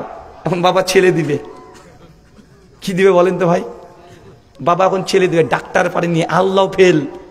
মানে যখন আল্লাহর পারেনি দিতে, এখন বলছে জানাবে আমার ন্যাংটা বাবার ক্ষমতা দেখ। ন্যাংটার কাছে এসে চলে এসেছে। আর ন্যাংটা বাবা খুব চালাক, ও খুব চালাক। বলছে বাপরে তোরা কি চাইতে আসছিস আমাকে? আরে কি চাচ্ছিস? আমার কাছে কিছুই নাই, শুধু এটা আছে, এটাও নিবি নাকি? ও জামা প্যান্টও নাই। তারপরে কাছে যায় কি যায় না? কথা বলেন। তারপরেও ওর কাছে যায়। আমাদের কলকাতায় যদি কোনোদিন আপনাদের যা হয়, আমি তার ঠিকানা দিচ্ছি। কলকাতা শিয়ালদা স্টেশনে নামবেন, নেমে ডান দিক দিয়ে বেরিয়ে চলে আসবেন, পাশে দেখবেন অনেকগুলো ট্যাক্সি আছে, অনেক ট্যাক্সি, ওলা, অনেক ট্যাক্সি পেয়ে যাবেন। জাস্ট বলবেন যে দাদা কালীঘাটে যাব, সর্বোচ্চ 120 থেকে 150 টাকা ভাড়া নিবে। আপনাকে কিছু চিন্তা করতে হবে না, ডাইরেক্ট আপনাকে কালীঘাটের গেটের সামনে নামিয়ে দিবে। একটু ভেতরে ঢুকবেন, দেখবেন কতগুলো পীর সাহেব বসে আছে, একদম ন্যাংটা হয়ে ধুলিবালি মেখে 7 মাস 8 মাস ধরে খায় নাই, সন্ন্যার উপরে ভাসছে। আর ও এটা হচ্ছে হিন্দুদের পীর। কাদের পীর বলেন? এই যে মুসলমানের পীর আছে না, ন্যাংটা বাবা। আমাদের ভারতে হিন্দুদের ন্যাংটা বাবা অনেকগুলো, কয়েক শত নয়, কোটি কোটি আছে। এবার প্রায় 1 কোটি নাগা সাধু। নাগা সাধু বোঝেন? হ্যাঁ, দিগম্বার। আমাদের ভারতে উত্তরপ্রদেশে এবারই 10 কোটি হিন্দু দাদারা একত্রিত হয়েছিল, সেটা কুম্ভ মেলা। কুম্ভ মেলা মানে নাগারা একত্রিত হয়েছে, দিগম্বর মানে শিবের ভক্ত, সব ন্যাংটা, একদম ডাইরেক্ট ভিডিওতে দেখতে পাবেন। আচ্ছা যুবক, তোমরা ফেসবুক দেখেছো না? চোখে পড়েছে? হ্যাঁ, চোখে পড়ে নাই? এখন ইউটিউবে সার্চ করো, লিখবে যে কুম্ভ মেলা, ডাইরেক্ট ন্যাংটা, একদম এদিক দিয়ে দাঁড় ঝুলছে, এদিক দিয়ে মুখ ঝুলছে, এদিক দিয়ে ঝুলছে, চারিদিকে। ওটা হচ্ছে হিন্দুদের পীর বাবা। হিন্দু নারীরা ওদের কাছেও যায়, ওদের কাছে গেলেও নাকি পায়, তোমার পীরের কাছে আসলেও পায়। ব্যাপারটা কি? আমি একটা কথা বলি যে আগেকার যখন আমরা পীর সাহেবদের বইটে পড়তাম তখন দেখি যে পীরের অনেক কারামত। কি কারামত? বক্তা ওয়াজ করছে, বাবারে আমার পীর সাহেব, এই যে ভোলা, ভোলা আছেন একটা ভোলা আপনার জায়গা, পীর সাহেব নাকি ওই দিক দিয়ে একদিন ওয়াজ করে ফিরেছিলেন, রাত্রি 2টা বেজে গেছে, ঝড় বৃষ্টি শুরু হয়ে গেছে, নদীর কাছে এসে দাঁড়িয়ে পড়েছে। কেন? নৌকাও নাই, মাঝিও নাই। বাবা এখন কি হবে, কি হবে? পীর সাহেব কি তখন বলছে, পীর সাহেব বলছে তুই কোনো চিন্তা করিস না, চোখ বন্ধ কর, দেখ কি করি। পীর সাহেব করেছে কি, ওই জায়নামাজটা নিচে পেতে দিয়েছে, মুরিদকে বলছে চোখ বন্ধ করে দাঁড়া এখানে, ও চোখ বন্ধ করে দাঁড়িয়ে পড়েছে। এখন পীর সাহেব কি যেন একটা বললো, আর ওই জায়নামাজ নাকি উড়তে উড়তে উড়তে উড়তে আলিফ লালা হয়ে গেল। আলিফ লালাতে দেখেন ছোটবেলাতে, মানে আলিফ লালা মতো জায়নামাজ উড়তে উড়তে উড়তে উড়তে নিয়ে চলে যায়, পীর সাহেবকে নাকি উড়ে উড়ে নিয়ে চলে গেল। এই যে পীর সাহেবের কারামত, ভাই এমন কারামত দেখে শুনেছেন কি শোনেন নাই? কত ভয়ঙ্কর ভয়ঙ্কর কারামত যে আছে। পীর সাহেবরা নাকি, হ্যাঁ পীর সাহেবরা নাকি মাঝে মধ্যে নাকি কবর থেকে হাত বের করে মুরিদকে অনেক সময় তো রুটি টুটি দিয়ে থাকে। শুনেছেন না ভাইজান? শুনেছেন না? আমি ভুল বলছি? যদি বলেন যে বইগুলোর নাম বলতে, বই নাম বলে দেব। ফাজলে আমল বইয়ের ফাজলে হজ, পৃষ্ঠা নাম্বার 482, পাকিস্তান করাচি থেকে উর্দু ছাপা, বাংলা ঢাকা কুতুবখানা থেকে যেটা ছাপা, কিতাবুল হাজ মানে ফাজলে হাজের 284 নম্বর পৃষ্ঠায় ঘটনা লেখা আছে। আল্লাহ নবীকে হাত বের করে মুরিদকে নাকি দিয়ে দিয়েছে। আমি মনে মনে মাঝে মধ্যে ভাবি যে পীর সাহেবদের কারামত ছিল যা ছিল, দেখবেন আজ থেকে 100 বছর আগে পীরদের কারামত খুব চলতো, খুব ছিল না ভাইজান? যেদিন থেকে এই মোবাইল আবিষ্কার হয়েছে, ওই ক্যামেরা আবিষ্কার হয়েছে, পীরদের কারামত গায়েব হয়ে গেছে, আর দেখা যায় না, দেখতে পান। আর যেদিন থেকে মানে এই যে ধরেন বড় বড় ক্যামেরা আবিষ্কার হয়ে গেছে, মোবাইলগুলো আবিষ্কার হয়ে গেছে, পীররা কারামত দেখাতে পারে না। ব্যাপার কি? কি ব্যাপার? পীরদের এত কারামত, যদি একবার ভোটে জিতে যদি প্রধানমন্ত্রী হয়ে যেত, ভাবতাম যে না আসলে পীরদের কারামতটা ঠিকই আছে। কিন্তু এখন মতো কোনো পীর সাহেব ভোটে জিততে পেরেছে? আমি শুনেছিলাম গত বছর নাকি পীর সাহেব মারও খেয়েছেন। আল্লাহ, আবার বলছে তার মুরিদরা, এটা তো তাইফের ময়দান, নবীও তো খেয়েছে। দেখেছেন? তাইফের ময়দান, নবীও তো খেয়েছে। তার মানে বুঝতে পারলাম যে পীর সাহেবদের কারামত এখন আর চলে? আরে একটা তো কারামত দেখাবে, কোনো কারামতি নেই রে ভাই। 200 বছর আগে পীর মানে কারামত আর কারামত, প্রতিদিন কারামত দেখায়। পীর আছে না নাই? ভাই কষ্ট পাচ্ছেন, কষ্ট পাচ্ছেন না পীর সাহেবের ব্যাপারে বলে কষ্ট পান? ভাই আমি আপনার পীরের নাম নিইনি তো, নিয়েছি নাকি?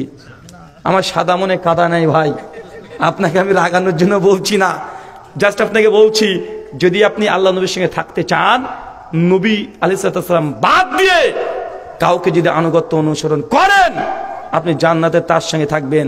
আপনি কার সঙ্গে জান্নাতে থাকতে চান? নবীর সঙ্গে না হুজুরের সঙ্গে? তাহলে দরকার নেই যে পীর সাহেব কি করেছে, সমাজ কি চলছে, রাষ্ট্রে কি চলছে, দরকার নেই। ডাইরেক্ট বলেন নবী করেছে আমি করব, নবী করেন আমি করব না। কথা ক্লিয়ার না ভেজাল আছে? ক্লিয়ার তো নাকি? 2 সুনান আবু দাউদ 1320 নম্বর হাদিস। আল্লাহ নবীর কাছে একজন সাহাবী এসেছেন, এসে বলছেন ইয়া রাসূলুল্লাহ, আজকে আপনার সঙ্গে রাত্রিতে আমি থাকতে চাই, আপনি রাতে কেমন ইবাদত করে আমি দেখতে চাই। আল্লাহ নবী তখন বলছে আচ্ছা ঠিক আছে। যেন আনাস বিন মালিক নবীর খাদেম ছিল, তো অনেক সাহাবীর মানে ইচ্ছা যে আল্লাহ নবী রাত্রিতে কি কি ইবাদত করবেন সেটা দেখবেন। কেন? নবী নফল নামাজ, সুন্নাত নামাজ, জিকির আজকার কোথায় করতেন? কোথায় করতেন? বাড়িতে না আপনার পীর সাহেবের মতো করতেন একদম মসজিদে 50 জন এসে বলবে একসঙ্গে বলবি অন্ধকার ঘরে বলবে 100 বার এখন ইল্লাল্লাহ কর, ইল্লাল্লাহ ইল্লাল্লাহ ইল্লাল্লাহ। ভাই এমন আছে না নাই? তা আল্লাহ নবী একা একা জিকির আজকার করতেন। সাহাবীরা বলছে ইয়া রাসূলুল্লাহ, রাত্রে ইবাদত দেখার আমার খুব ইচ্ছে, আপনি কি কি করেন, আজকে আমাকে একটু খাদেম হিসেবে নিয়ে নেন। আল্লাহ নবী বলছেন আচ্ছা ঠিক আছে থেকে যাও। সেই রাত্রিতে আল্লাহ নবীর সঙ্গে সাহাবী থাকলেন। নবীজির সঙ্গে যখন আছেন, নবীজি অজু করতে যায়, অজুর পানিটা নবীকে আগিয়ে দেয়, গামছাটা একটু আগিয়ে দেয়, নবীকে সহযোগিতা করে। নবীজি রাত্রে তাহাজ্জুদের সালাত আদায় করলেন। আদায় করার পরে বলছেন তাকে যে, সাহাবী, তুমি আমাকে যে খেদমত করলে আমি খুব খুশি হয়েছি তোমার উপরে, বলো তুমি কি চাও, আজকে যা চাইবে আমি নবী তোমাকে তাই দেবো, বলো কি চাও। ওই সাহাবী যখন সুযোগ পেয়েছে যে নবী বলছে যা চাইবো তাই দিয়ে দিবে, ও সুযোগ পেয়ে বলছে, নবী আমি আপনার সঙ্গে জান্নাতে থাকতে চাই। কোথায় বলেন তো ভাইজান? জান্নাতে নবীর সঙ্গে থাকতে চাই। আপনি হলে কি চাইতেন? বলেন কি চাইতেন? যাদের বিয়ে হয়নি, মিসকিন যারা গরিব, মানে যারা বিয়ে হয়নি, এরা কি, এরা সব গরিব মিসকিন। যার বউ নাই সে আবার কে রে ভাই, এতিম। এরা এক প্রকার এতিম। এরা বলতো যে নবী একটা বিয়ে করিয়ে দেন না, বাপ মা দিচ্ছে না আমার, তাই না? আর যারা বিয়ে হয়ে গেছে ও তো মুসিবতের মধ্যে আছে, বলতো নবী সংসার চলে না, বউ খুব প্রতিদিন কেলায় আমাকে 10খানা উঠ দেন, তাই বলতেন না আপনি? ওই সাহাবী সুযোগ পেয়ে বলছে, রাসূলুল্লাহ আমি জান্নাত আপনার সঙ্গে থাকতে চাই। আল্লাহ নবী বলছে একদম ডাইরেক্ট, এক কথায় নবীর সঙ্গে যদি জান্নাতে হয়ে যায়, ভাই কবর আর ভয় আছে? পুলসিরাতে ভয় থাকবে? কিয়ামতের মাঠে ভয় আছে? কোন জায়গায় ভয় নাই। আল্লাহ নবী তারপরে বলছে, আচ্ছা ঠিক আছে, আর কি চাও বলো, আর একটা চাও। আবার চটকে বলছে, রাসূলুল্লাহ আমি আপনার সঙ্গে থাকতেই চাই। আল্লাহ নবী বলছে, আবার একই কথা, আরে আর কি চাও বলো। 3বার বেলায় বলেছে, বলছে ইয়া রাসূলুল্লাহ আমার কিছু চাই না, জান্নাত আপনার সঙ্গে থাকতেই চাই। আল্লাহ নবী যখন তার এই আগ্রহ দেখলেন, তখন একটা ইবাদত শিখিয়ে দিলেন, সত্যি যদি তুমি এটা চাও, প্রতিদিন রাত্রিতে তাহাজ্জুদের সালাত আদায় করবে, তাহাজ্জুদে দাঁড়িয়ে থাকো। যে যত বেশি তাহাজ্জুদ গুজার, সে তত আমার নবীর নিকটবর্তী হবে। তবে আল্লাহ নবীর ঘর যে জান্নাতে এইটা হয়, পাশের ঘরটা আপনার হবে। কথা মনে বুঝতে পারেননি? যেমন দুনিয়াতে আল্লাহ নবীর ঘর, পাশে আবু বকরের ঘর, তার পাশে আমাদের আয়েশার ঘর, তার পাশে আলী বিন আবি তালেবের ঘর, ওইদিকে ফাতেমার ঘর, চতুর্দিকে ঘর ছিল না। তো জান্নাত এমন একটা পরিবেশ, যে পরিবেশে আল্লাহ নবীর তো ঘর থাকবে, আবু বকরের ঘর থাকবে, ওমর, ওসমান, আলী সবাই থাকবে। ওখানে যদি একটু প্রতিবেশী হতে পারেন, কেমন লাগবে চাচা? কেমন লাগবে? নবীর প্রতিবেশী হবেন আপনি, ভালো লাগছে না? নবীর প্রতিবেশী হতে মন চায় না? দুনিয়াতে হতে পারিনি, পরকালে আমরা ইনশাল্লাহ ইনশাল্লাহ হবই হব। তাহাজ্জুদের নামাজ পরিত্যাগ করা যাবে না, নবীর সুন্নাত পরিত্যাগ করা যাবে না। আল্লাহ তুমি কবুল করে নাও, সকলে বলি আমিন। 3, একটা ছোট্ট আমলের কথা বলে দিই।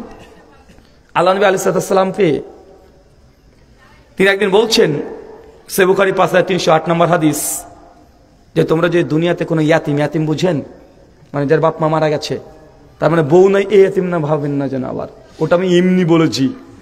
মানে যার বাবা মা মারা গেছে ইয়াতিম, এই ইয়াতিম সন্তানকে কেউ যদি প্রতিপালন করে, আল্লাহ নবী বলছেন সে আর আমি জান্নাতে এইভাবে থাকবো। এইভাবে মানে বুঝতে পারছেন? মানে নবীর সঙ্গে জান্নাতে থাকবেন, মানে নবীর প্রতিবেশী হিসেবে আপনি উঠবেন। কত সৌভাগ্যবান! আল্লাহ তুমি আমাদেরকে একটা ইয়াতিম প্রতিপালন করো, তৌফিক দান করে বলি আমিন। পীরের মাজারে দরবারে টাকা না দিয়ে, ওই টাকা দিয়ে আপনি একটা ইয়াতিম প্রতিপালন করেন, মাদ্রাসা একটা ইয়াতিমের দায়িত্ব নিয়ে নেন, কনফার্ট জানেন। বুখারী হাদিস, নবী বলছে আমার সঙ্গে এইভাবে থাকবে। আপনি পীরের দরবারে চলে যাচ্ছেন বারবার, আমি আপনাকে নবীর দিকে টেনে টেনে আনার চেষ্টা করছি। কোথায়? কথা বলেন। আপনি পীরের দিকে যাচ্ছেন, আমি আপনাকে নবীর দিকে আনতে চাচ্ছি। কার দিকে? আমি কি কখনো বলেছি আমার পীরকে আপনি বায়াত করে নেন, আমার কথা শোনেন? কি বলেছি? বলছি নবীকে মানেন। আপনি কাকে মানবেন? নবীকে। মাঝখানে জানে কোন দালাল যেন চলে না আসে। দালাল চলে আসলেই জান্নাতে নবীর সঙ্গে থাকতে পারবেন না, ওই দালালের সঙ্গে থাকবেন। দালাল যদি জাহান্নামী হয়, আপনি জাহান্নামী। দালাল যদি জান্নাতে হয়, সর্বোচ্চ জান্নাতে যাবেন। এখন কোথায় যে থাকবেন? ওই জান্নাতে পীর সাহেবের কাছে বসে থাকবেন। ভাই এটা ভালো না নবীর সঙ্গে জান্নাতে নবীর ঘরের পাশে ঘর পাওয়া বেশি ভালো?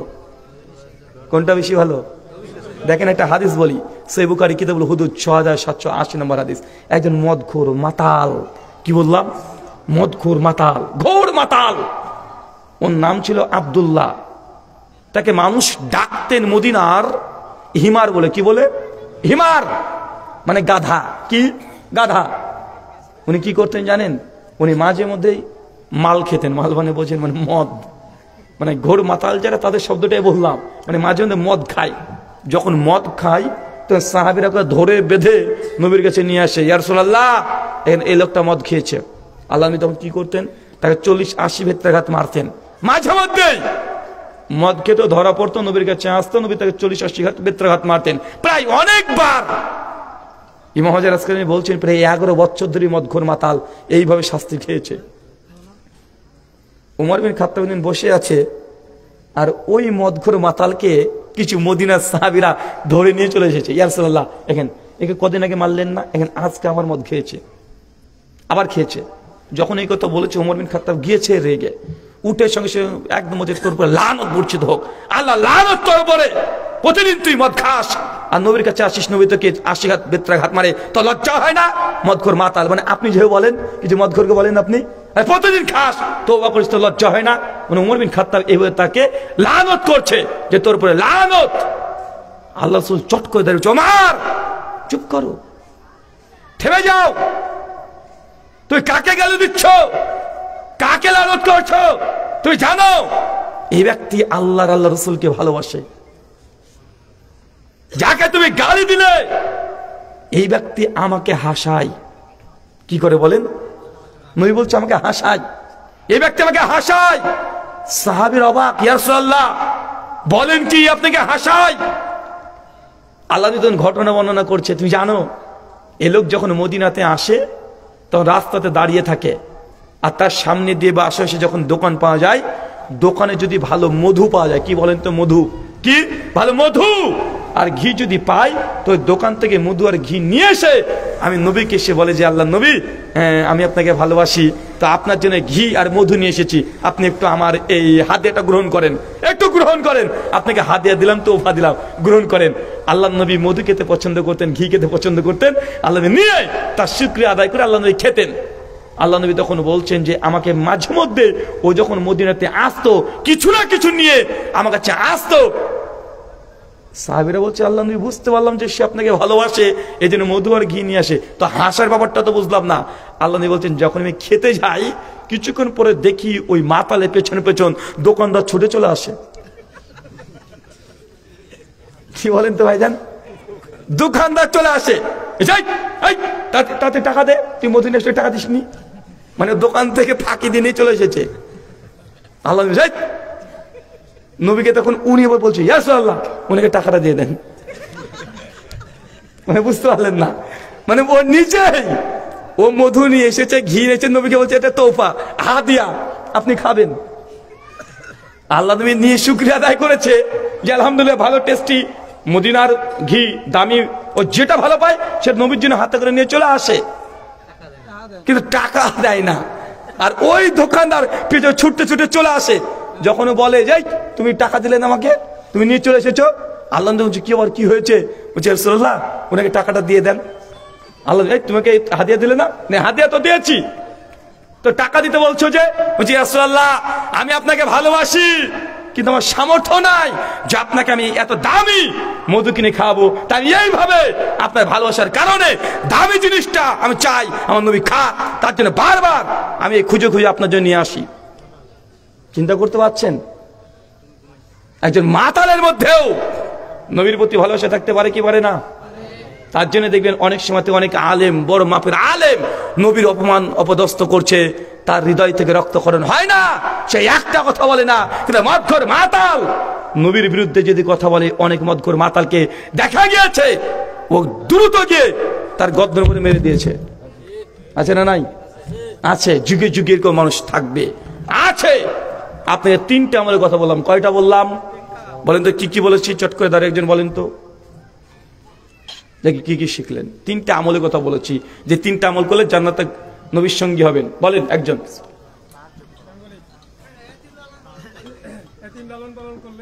এক, ইয়াতিম লালন পালন করা। চাচা দ্রুত একটা ইয়াতিম নিয়ে আসবেন মাদ্রাসা থেকে, নিজের ছেলেকে যেভাবে মানুষ করেন ওইভাবে মানুষ করবেন, 19-20 করবেন না। স্বয়ং আল্লাহ নবী নিজেই ইয়াতিম ছিলেন, ছিলেন না? স্বয়ং নিজেই তিনি ইয়াতিম ছিলেন। নবী নিজেই এই জন্য একটা পালক পুত্র পালতেন, তার নাম কি? জায়েদ বিন হারিসা, তাকে পালন করতেন। কেন? যদি আপনি প্রতিপালন করেন নবীর সঙ্গে আপনি পাশে থাকবেন ইনশাআল্লাহ। আল্লাহ তুমি কবুল করো, আমিন। 2, এই 5 থেকে টুকলি দেবে না, তো ট্রাই করুক। হ্যাঁ মাশাআল্লাহ, তাহাজ্জুদের সালাত, তাহাজ্জুদ গুজারি হতে হবে। তার মানে আপনার পীর সাহেবের মতো না যে আমার পীর সাহেব এমন বুজুর্গ এক পায়ে দাঁড়িয়ে তাহাজ্জুদের নামাজ পড়তেন, এই যে বদমাস ভাই এরকম আছে না? আমার পীর সাহেব এত বুজুর্গ এক পায়ে দাঁড়িয়ে একদম তাহাজ্জুদের নামাজ পড়তো। আমার পীর সাহেব সারা রাত তাহাজ্জুদের নামাজ পড়েছে। সারা রাত তাহাজ্জুদের নামাজ পড়া জায়েজ নয়। রাতে ঘুমানো ইবাদত কি ইবাদত নয়? কথা বলেন। রাতে কিছু অংশ ঘুমাবেন আর কিছু অংশ নামাজ পড়বেন। নবী দাউদ আলাইহিস সালাম রাত্রিতে তিনি 3 ঘন্টা পর পর তিনি ইবাদত করতেন। কত ঘন্টা পর পর? 3 ঘন্টা। 3 ঘন্টা ঘুমাতেন, আবার সঙ্গে মানে 9টার দিকে এসে নামাজ পড়ে নিলেন, 12টা পর্যন্ত ঘুমাবেন, 12টার দিকে উঠবেন, উঠে নামাজ পড়বেন, আবার 3টে পর্যন্ত আপনি ঘুমালেন, আবার উঠলেন। নবী দাউদ এইভাবে রাতকে পার করতেন। কিভাবে? এইভাবে। সবচেয়ে উত্তম সালাত নফল সালাত নবী দাউদের। কার? কার? দাউদের। আর সবচেয়ে নফল সিয়াম কার উত্তম? সামে দাউদ আর সামে সালাহ, এই দুটো সবচেয়ে নবী দাউদের সালাত আর নবী দাউদের সিয়াম সবচেয়ে উত্তম। এর চাইতে বেশি আর করা যাবে না। শুকরান। বলেন দুটো হয়েছে আর রে মূলটাই বিশেষ। হ্যাঁ এটাই মূল। নবীর আনুগত্য করা যে কোনো বলে নামাজ, রোজা, হজ, যাকাত, দান, সাদকা, পোশাক, পরিচ্ছদ, আখলাক, চরিত্র সবকিছুতে কার আনুগত্য? কার? চাচা আজকে আপনার পাঞ্জাবির এই পায়জামাকে কেটে এতটুকু করে ফেলতে হবে। কেন? নবী বলেছে যার টাকনার নিচে কাপড় যাবে তার থাকার জায়গা জাহান্নাম। কি করতে হবে? বলে কি করতে হবে? এখনই কেটে ফেলতে হবে বাড়ি থেকে। টাকনার নিচে নামানো যাবে না। চাচা দাঁড়িয়ে এখানে একটু চাচা, এখানে একটু চাচা, এখান থেকে একটু চাচা যাবে না। নবী দাড়িতে হাত দিয়েছেন এমন কোন হাদিস পাওয়া যায় না। দাড়ি যতদূর যায় যাবে, এটা নবীর সুন্নাত। কি বললাম? দাড়িকে কেটেছেন নবী, এরকম কোনো প্রমাণ নাই। হ্যাঁ সাহাবীরা এক মুষ্টি পরে দাড়ি কেটেছে, সাহাবীদের আমল। আপনি কার সঙ্গে থাকতে চান, সাহাবী না নবী? তাহলে কাটা যাবে না। কি বললাম? কথা বলেন। অনেককে দেখছে যে দাড়ি নাই রে ভাই, কি সমস্যা? নবীর সঙ্গে থাকতে চান? তা দাড়ি রাখতে হবে। যে আপনি বিরাট কোহলি মার্কা দাড়ি রেখেছেন, বিরাট কোহলিকে ভালোবেসে, তো নবীকে ভালোবেসে নবীর মতো দাড়ি রাখা যাবে না? কথা বলেন। মানুষ যাকে ভালোবাসে তার আনুগত্য অনুসরণ করে। আপনার মেয়ে তো গত বছর পাখি ড্রেস না পাওয়ার কারণে কত ঝামেলা করেছে, করেনি? হ্যাঁ আপনার ছেলের জার্সি দেখবেন ব্রাজিল আর্জেন্টিনার পতাকা, কেন? ভালোবাসে তাই। তো নবীকে আপনি ভালোবাসেন, নবীর পোশাক কই? তার মানে আপনাকে এক কথাই নবী সুন্নাত মানে নামাজ, রোজা, হজ, যাকাত, আদব, আখলাক, মুআমালা যা আছে সবকিছুতেই নবীর আনুগত্য করতে হবে। মানে বিয়েতে ডিজে বাজানো যাবে না, হারাম। বাজলেই আবু জাহেলের সঙ্গে জান্নাতে থাকবেন, সরি জাহান্নামে থাকবেন। বুঝতে পারলেন না মনে হয়? হ্যাঁ আবার ওগুলো আসবে ইনশাআল্লাহ। মানে আপনাকে এক কথা বলে দিলাম, সুন্নাতের বাইরে এক ধাপ যাওয়া যাবে না। যাবে? কথা বলেন। গেলেই হয় আপনার পীর সাহেব থাকবে, নচেত আবু জাহেল থাকবে। নবীকে আর পাবেন না। এত নবী নবী করেও পাবেন না। নবীকে পাওয়া যায় আমল করে। কি করে? কথা বলেন। নবীর মতো আমল করে। নবী যা করেছে ওইভাবে করবেন, আল্লাহ নবীর সঙ্গে আপনাকে দিয়ে দিবেন। শুকরান, জাযাকাল্লাহু খায়রান, বারাকাল্লাহু ফিকুম। প্রশ্ন উত্তর হবে? একজন মাইকে পড়েন, শেখ আপনি পড়েন।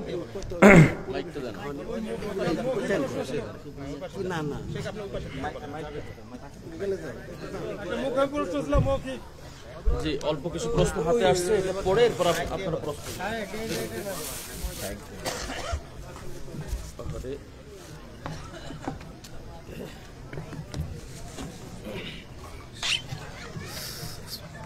এই লাইনটা দেন। প্যান বাস করে পড়া যাবে কিনা?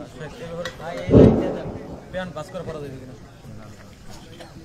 প্যান্টকে গুটানো যাবে কি যাবে না? না, নিচ থেকে কিছু গোটানো যাবে না। কথা বুঝতে পারলেন? এই যে প্যান্ট ট্যান্ট গুটাচ্ছেন না, আল্লাহ নবী পোশাককে গুটিয়ে রাখতে নিষেধ করেছেন। সে বুখারী মুসলিমের হাদিস যে পোশাককে গুটিয়ে রাখা যাবে না। একদিন ব্যতিক্রম গুটিয়েছেন, ঠিক আছে, প্রত্যেকদিন নামাজের সময় মসজিদে গিয়ে করেছেন না। মুসলমান শুধু নামাজের জন্য যে টাকনার উপরে কাপড় থাকবে হাদিস এমন নাই। সেই মুসলিমের 195 নম্বর হাদিস, একটা পুরুষ মানুষের মানে ড্রেস আপ কোড হচ্ছে এটা, যে টাকনার ওপরে থাকবে। বরং সূরা নাসের 830 নম্বর হাদিস, আল্লাহ নিয়ে বলছেন যে তোমরা যখন পোশাক পরে পুরুষের সতর কোনটা? নাভি থেকে কত? হাঁটু পর্যন্ত। আল্লাহ নিয়ে বলছেন যদি এটা যদি না চাও তাহলে আর একটু ঝোলাও, যদি তাও না হয় আর একটু ঝোলাও, যদি তাও না হয় আর একটু ঝোলাও, তবে টাকনা নিচে যেন না যায়, যদি যায় মাকাদ মিনান নার, তার থাকার জায়গা জাহান্নাম। মানে নবী চাচ্ছেন যে আপনি মধ্যম, মানে আপনার এই যে এটা নিঃশ্বাস এত দূর হবে, কত দূর কথা বলেন, হাদিস যেটা আসছে এখানে এত দূর, টাকনা নিচে তো যাওয়াই যাবে না, হারাম। কি বললাম? টাকনা নিচে হারাম। টাকনাটা হচ্ছে বর্ডার। টাকনাটা কি, বা টাকনার উপর থেকে এটা কি, বর্ডার। টাকনার উপরে পড়ার সুন্নাত নয়, নিঃশ্বাস মানে এত দূর। এখানে আমার যত দূর আছে দেখতে পাচ্ছেন, এত দূর হচ্ছে নবীর সুন্নাত। কত দূর? এত দূর। আর টাকনার নিচে গেলে হারাম, টাকনার উপরে পড়া জাস্ট জায়েজ। এটা কি জায়েজ, মানে এটা ক্রস করলেই বিএসএফ গুলি মারবে। বর্ডার বুঝেন না? শুকরান। জি আলহামদুলিল্লাহ। আমাদের প্রথম প্রশ্ন হলো, সম্মানিত সাহেব জর্দা খাওয়ার হুকুম সম্পর্কে কিছু বলবেন। জর্দা হুজুর খাবে ফরজ, তাহলে ওই মুসল্লিকে গাঞ্জা খেয়ে ইমামতি মানে মুসল্লি হতে হবে, মানে বুঝতে পারলেন না মনে হয়। চাচা বিড়ি, সিগারেট, জর্দা, এই যে খাবারগুলো, এগুলো নেশা আছে না নাই? নিকোটিন আছে না নাই? তামাক আছে না নাই? কোম্পানির মালিক কি এগুলোকে নেশা বলে স্বীকার করে কি করে না? বিড়ি, সিগারেট, জর্দার গায়ের প্যাকেটে কি লেখা থাকে? বিড়ি, জর্দা, সিগারেট স্বাস্থ্যের জন্য উপকার, এতে ভিটামিন ডি, সি, এ থাকে, একসঙ্গে খান, ফ্যামিলি প্যাক, এমন কিছু লেখা থাকে? কি লেখা থাকে ভাই? এগুলো তামাকজাত দ্রব্য, স্বাস্থ্যের জন্য হানিকর, ক্ষতিকর, মৃত্যুর জন্য হুমকি, ধমকি, ধমকি দিয়ে তো বিক্রি করে রে ভাই। হুজুর বলছে মাকরু, দোকানদার, বিড়ি কোম্পানির মালিক বলছে হারাম। বলছে না ভাইজান? ওরাই বলছে বেটা আমার বিড়ি, জর্দা, সিগারেট খাবি, ও যদি পড়া না জানে একটা ছবি এঁকে দিয়েছে, এখানে একটা ঘা হয়েছে, খ্যাত খ্যাত খ্যাত খ্যাত করছে, দেখা যায় কি যায় না? কথা বলেন। পৃথিবীতে একটা জিনিসই আছে যে দোকানদার একদম ন্যায় ইনসাফের সঙ্গে ব্যবহার করে বিক্রি করে, প্রচার দেয় যে আমার মাল খারাপ, খেলে তুই মরবি। নাম কি? নেশা। নাম কি বলেন তো? নেশা। দুধওয়ালাকে কত যে কষ্ট করতে হয় ভাই, আল্লাহ কসম ভাই, একটু পানি মিশায়নি, একটু ভেজাল নাই, কোনো ক্ষতি নাই। কিন্তু মদওয়ালা দেখেন একদম এসি কাউন্টারে বসে আছে, মুডে বসে আছে, আর বলছে ভাই এটা কেমন হবে? ওই যে দেখছেন না এখানে কত, মানে এটাতে তো একদম 90% অ্যালকোহল, মানে 90% হারাম। মানে ও বলছে যেটা হারাম জিনিস, বিক্রি করছে কি করছে না? কথা বলেন। চাচা আপনাকে বলেছেন জর্দা খাওয়া মুকরু, কেন জানেন? কারণ যে হুজুর ফতোয়া দিয়েছে নিজে জর্দাখোর, নিজে কি খায়? জর্দা খায়। আল্লাহ নবী বলছে কুল্লু মুস্কির খামরুন, প্রত্যেক নেশার দ্রব্য যাতে নেশার সৃষ্টি হয় তা প্রত্যেকটাই মদের অন্তর্ভুক্ত। কুল্লু খামরুন হারামুন, আর যা মদের অন্তর্ভুক্ত তাই হারাম। বিড়ি, সিগারেট, জর্দা নেশা হয় কি হয় না? তাহলে হারাম। হুজুর যে বলেছেন, হুজুর বিড়ি কথা তো কোরআন হাদিসে নাই, জর্দার কথা নাই, আপনি হারাম কেন বললেন? জি গাঞ্জার কথা কোরআনে নেই যে চাচা, গাঞ্জা নাম পাবেন? হ্যাঁ, এখন কে যে মদ তো আল্লাহ কোরআনে হারাম করেছে, কিন্তু বিয়াত তো হারাম করেনি, বলতে পারে কি পারেনি? আবার কেউ যে মদ তো হারাম, তবে আমি যে ব্র্যান্ড খাই না লেবুজিন, এটা তো কোরআন হাদিসের নাম উল্লেখ নাই, তাই এটা হালাল। ভাই এরকম বাউল কিছু ভণ্ড আসে না, গাজায় টান মারে আর চ্যালেঞ্জও করে যে আল্লাহর কিতাবে নবীর হাদিসে গাজা হারাম নাই, মদ হারাম, তাই আমরা মদ খাই না গাজা খাই। তো আপনি যেটা বলছেন যে জর্দার নাম উল্লেখ, ভাই জর্দার নাম থাকবে কিভাবে? এটা তো আপনার কোম্পানি রে ভাই। এখন আল্লাহ যদি প্রত্যেক নেশার আলাদা আলাদা করে নাম লিখে কোরআনের নাজিল করতো, তো এই কোরআনের সমান দুটো কোরআন আবার লাগতো নেশার নাম লিখতে, লাগতো কি লাগতো না? কথা বলেন। তাই আল্লাহ নবীর এক কথা করলে মুস্কির খামরুন, যার মধ্যে নেশা আছে সেগুলোই হারাম। বিশেষ জর্দা নেশা যদি থাকে হারাম, আর যদি বলে না না আমার তো নেশা নাই, তো খান কেন? এমনি খায়, ছেড়ে দেন দেখি, 4 দিন না খেয়ে থাকেন, দেখেন ও হিরোঞ্চির মতো পাগল হয়ে যাবে। আবার অনেকে আছে যে হুজুর কি যে বলেন, সকাল বলে যদি ভিড়িতে যদি টান না মারি না পায়খানায় ক্লিয়ার হয় না, এমন আছে না? কথা বলেন। আচ্ছা কে কে বিড়ি খান একটু হাত তোলেন তো দেখি। হ্যাঁ ও খাই, ও বুঝে নাই। শোনেন, বিড়ি, সিগারেট, জর্দা যা আছে স্পষ্ট হারাম। মাকরু মানে কি জানেন? হুজুর আপনাকে ফাঁকি দেয়। মাকরু যেটা মাকরুয়ের তাহারিমি, এটা মানে কি? মানে হারাম কি? যে 100টা 100 পেয়েছে। মাকরুয়ের তাহারিমি মানে কি? যে 100টা 100 পায়নি, তো 195 পেয়েছে, মানে মালটা 95%ই হারাম। বুঝতে পারলেন না মনে হয়? হুজুর বলছে না জ্বর দেখা মাকরু। মাকরু মানে কি? মাকরুয়ের তাহারিমিকে নির্দিষ্ট করছে।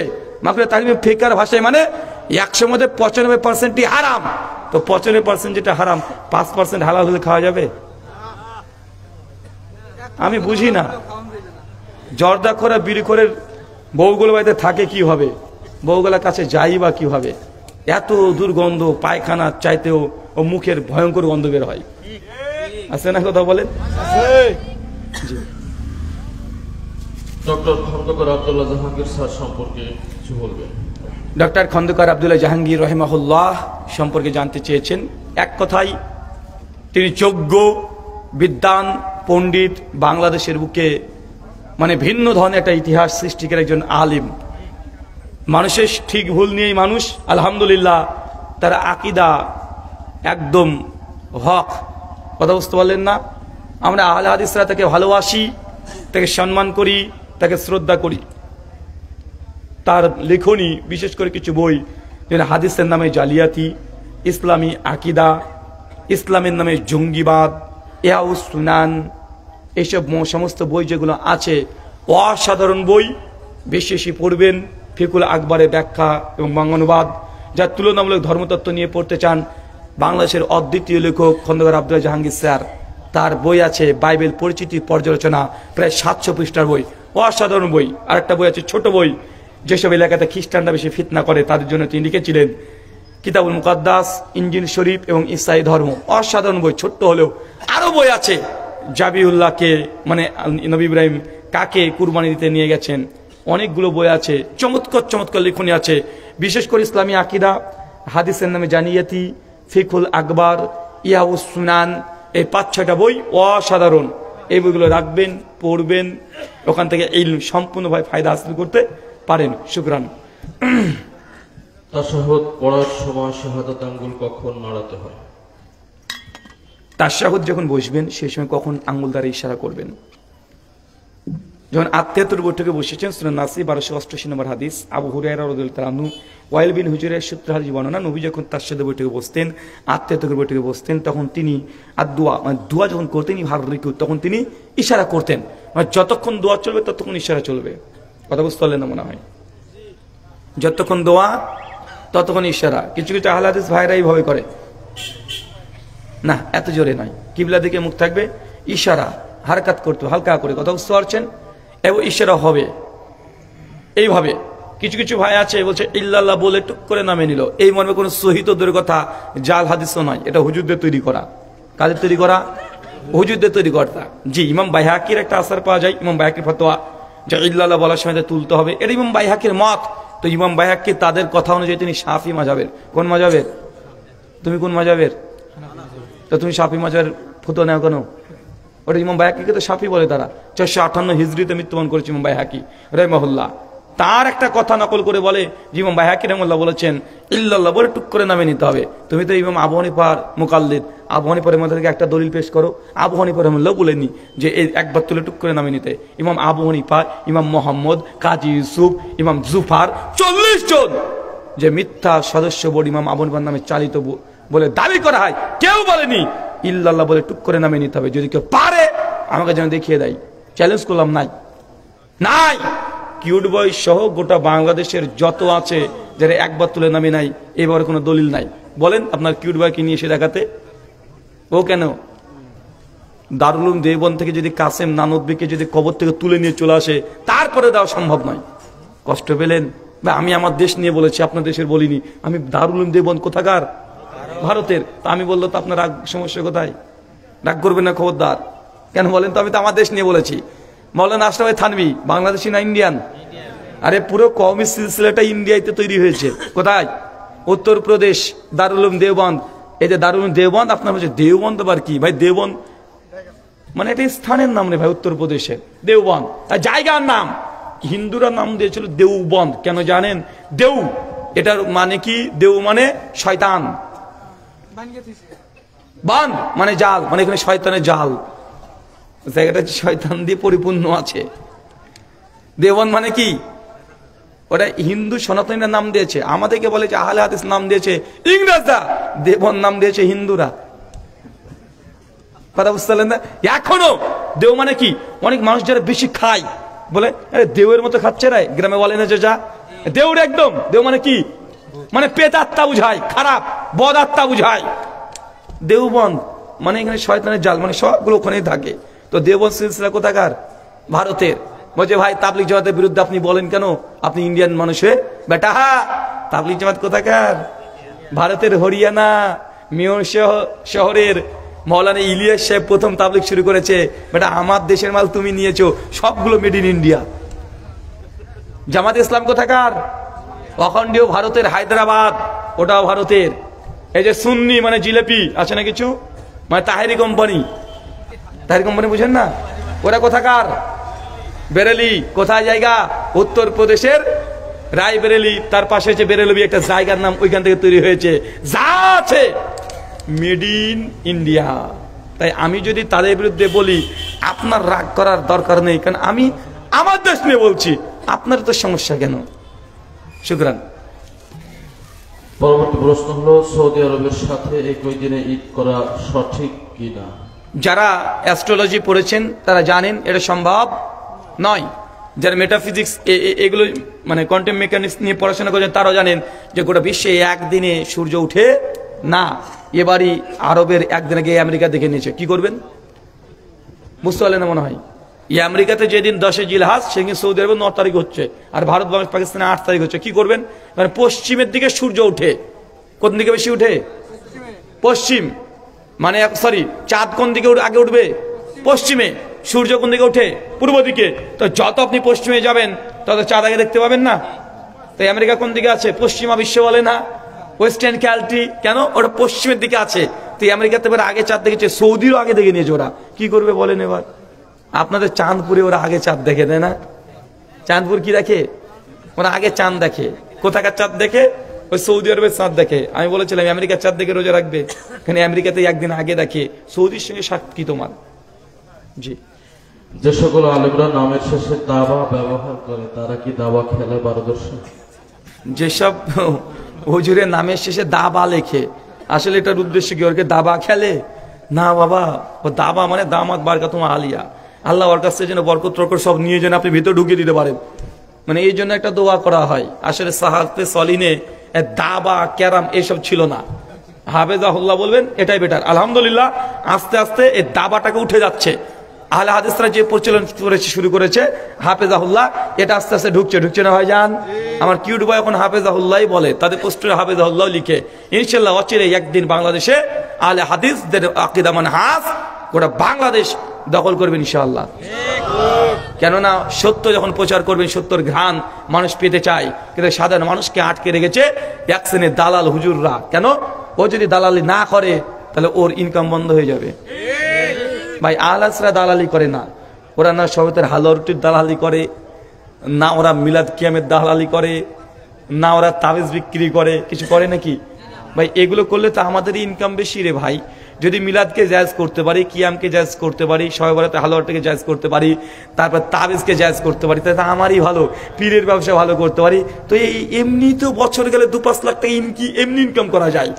তো আমার মাথায় কি পাগল নাকি যে যেখানে ইনকাম আছে সেখানে এমনি বেদাত বলছে, হারাম বলছে? কেন? সুরে তো জায়েজ না রে ভাই, এগুলো জায়েজ না, এমনি করছে। শুকরান। সন্তান 5 ওয়াক্ত সালাত আদায় করে কিন্তু পিতামাতা আদায় করে না, এই ক্ষেত্রে সন্তানের করণীয় কি? ছেলে নামাজ পড়ে, বাপ নামাজ পড়ে না, করণীয় কি? নবী ইব্রাহিমের জীবনী পড়তে শুরু করে দাও। সূরা মারিয়াম 50 থেকে 60 নম্বর আয়াত। নবী ইব্রাহিম তার বাপকে বলছে, ইয়া আবাতি, ইয়া আমার আব্বা জান, তুমি কেন এই মূর্তি পূজা করো বলো তো? যে দেখে না, শুনে না, উপকার করে না, ক্ষতি করে না। বাপকে আদর করে দরদ মাখা কণ্ঠে বারবার বাপকে সালাতে দাওয়াত দেন। কথা বুঝতে পারলেন? আপনি নবী ইব্রাহিমের জীবনী থেকে দাওয়াতি কৌশল শিখতে পারবেন যে যেসব বাপ বেনামাজি তাকে কিভাবে ভদ্রতার সঙ্গে তার সঙ্গে দাওয়াতি কাজ করতে হয়। জি। একই পরিবারে একাধিক সন্তানের মধ্যে এক সন্তান বেশি আয় করে, সেই দিকে মা বাবার বেশি মূল্যায়ন, এই ক্ষেত্রে ওই সন্তানের করণীয় কি? এখন দেখতে হবে আসলে কি বাপ মা তার দিকে সেই দিকে মূল্যায়ন করছে না আপনাকে শয়তান ওয়াসওয়াসা দিচ্ছে। অনেক সময় আপনার মনের মধ্যে শয়তান ওয়াসওয়াসা দিয়ে দিতে পারে, মনে হয় আমার আব্বা মা আমার বড় ভাইকে এই জন্যই এই জিনিসটা দিল যে উনি ইনকাম বেশি করে, এরকম শয়তান আপনাকে ওয়াসওয়াসা দিতে পারে। পারে কি পারে না? পারে। তা আগে দেখেন, ভালো করে দেখেন, জাজমেন্ট করেন যে আসলে সত্যি কি এটা ন্যাচারালি করছে না আসলেই আমার ভাই বেশি ইনকাম করে বলে বাপ মা বেশি প্রাধান্য দিচ্ছে। দ্বিতীয় নম্বর বিষয়, বাপ মাও এমন করবেন না, সন্তান যদি ইনকাম যদি কম হয় তার দিকে আপনি নজর দেবেন না, যে বেশি দেয় তার কাছে আপনি বেশি বেশি সবকিছুতে নজর দেবেন, তাহলে আপনি তো একজন স্বার্থপর না, সেলফিস্ট। অদূর ভবিষ্যতে যদি ওই ছেলেটার ইনকাম বেড়ে যায় আর এই ছেলেটার ইনকাম কমে যায়, তাহলে বাপ মা তো আবার পাল্টি মেরে দিতে পারে কি পারে না? কথা বলেন। ছেলে মেয়ে এটা আমাদের প্রত্যেকের সমান। আলহামদুলিল্লাহ যত জীবিত আছি ইনসাফ করার চেষ্টা করেন। শুকরান।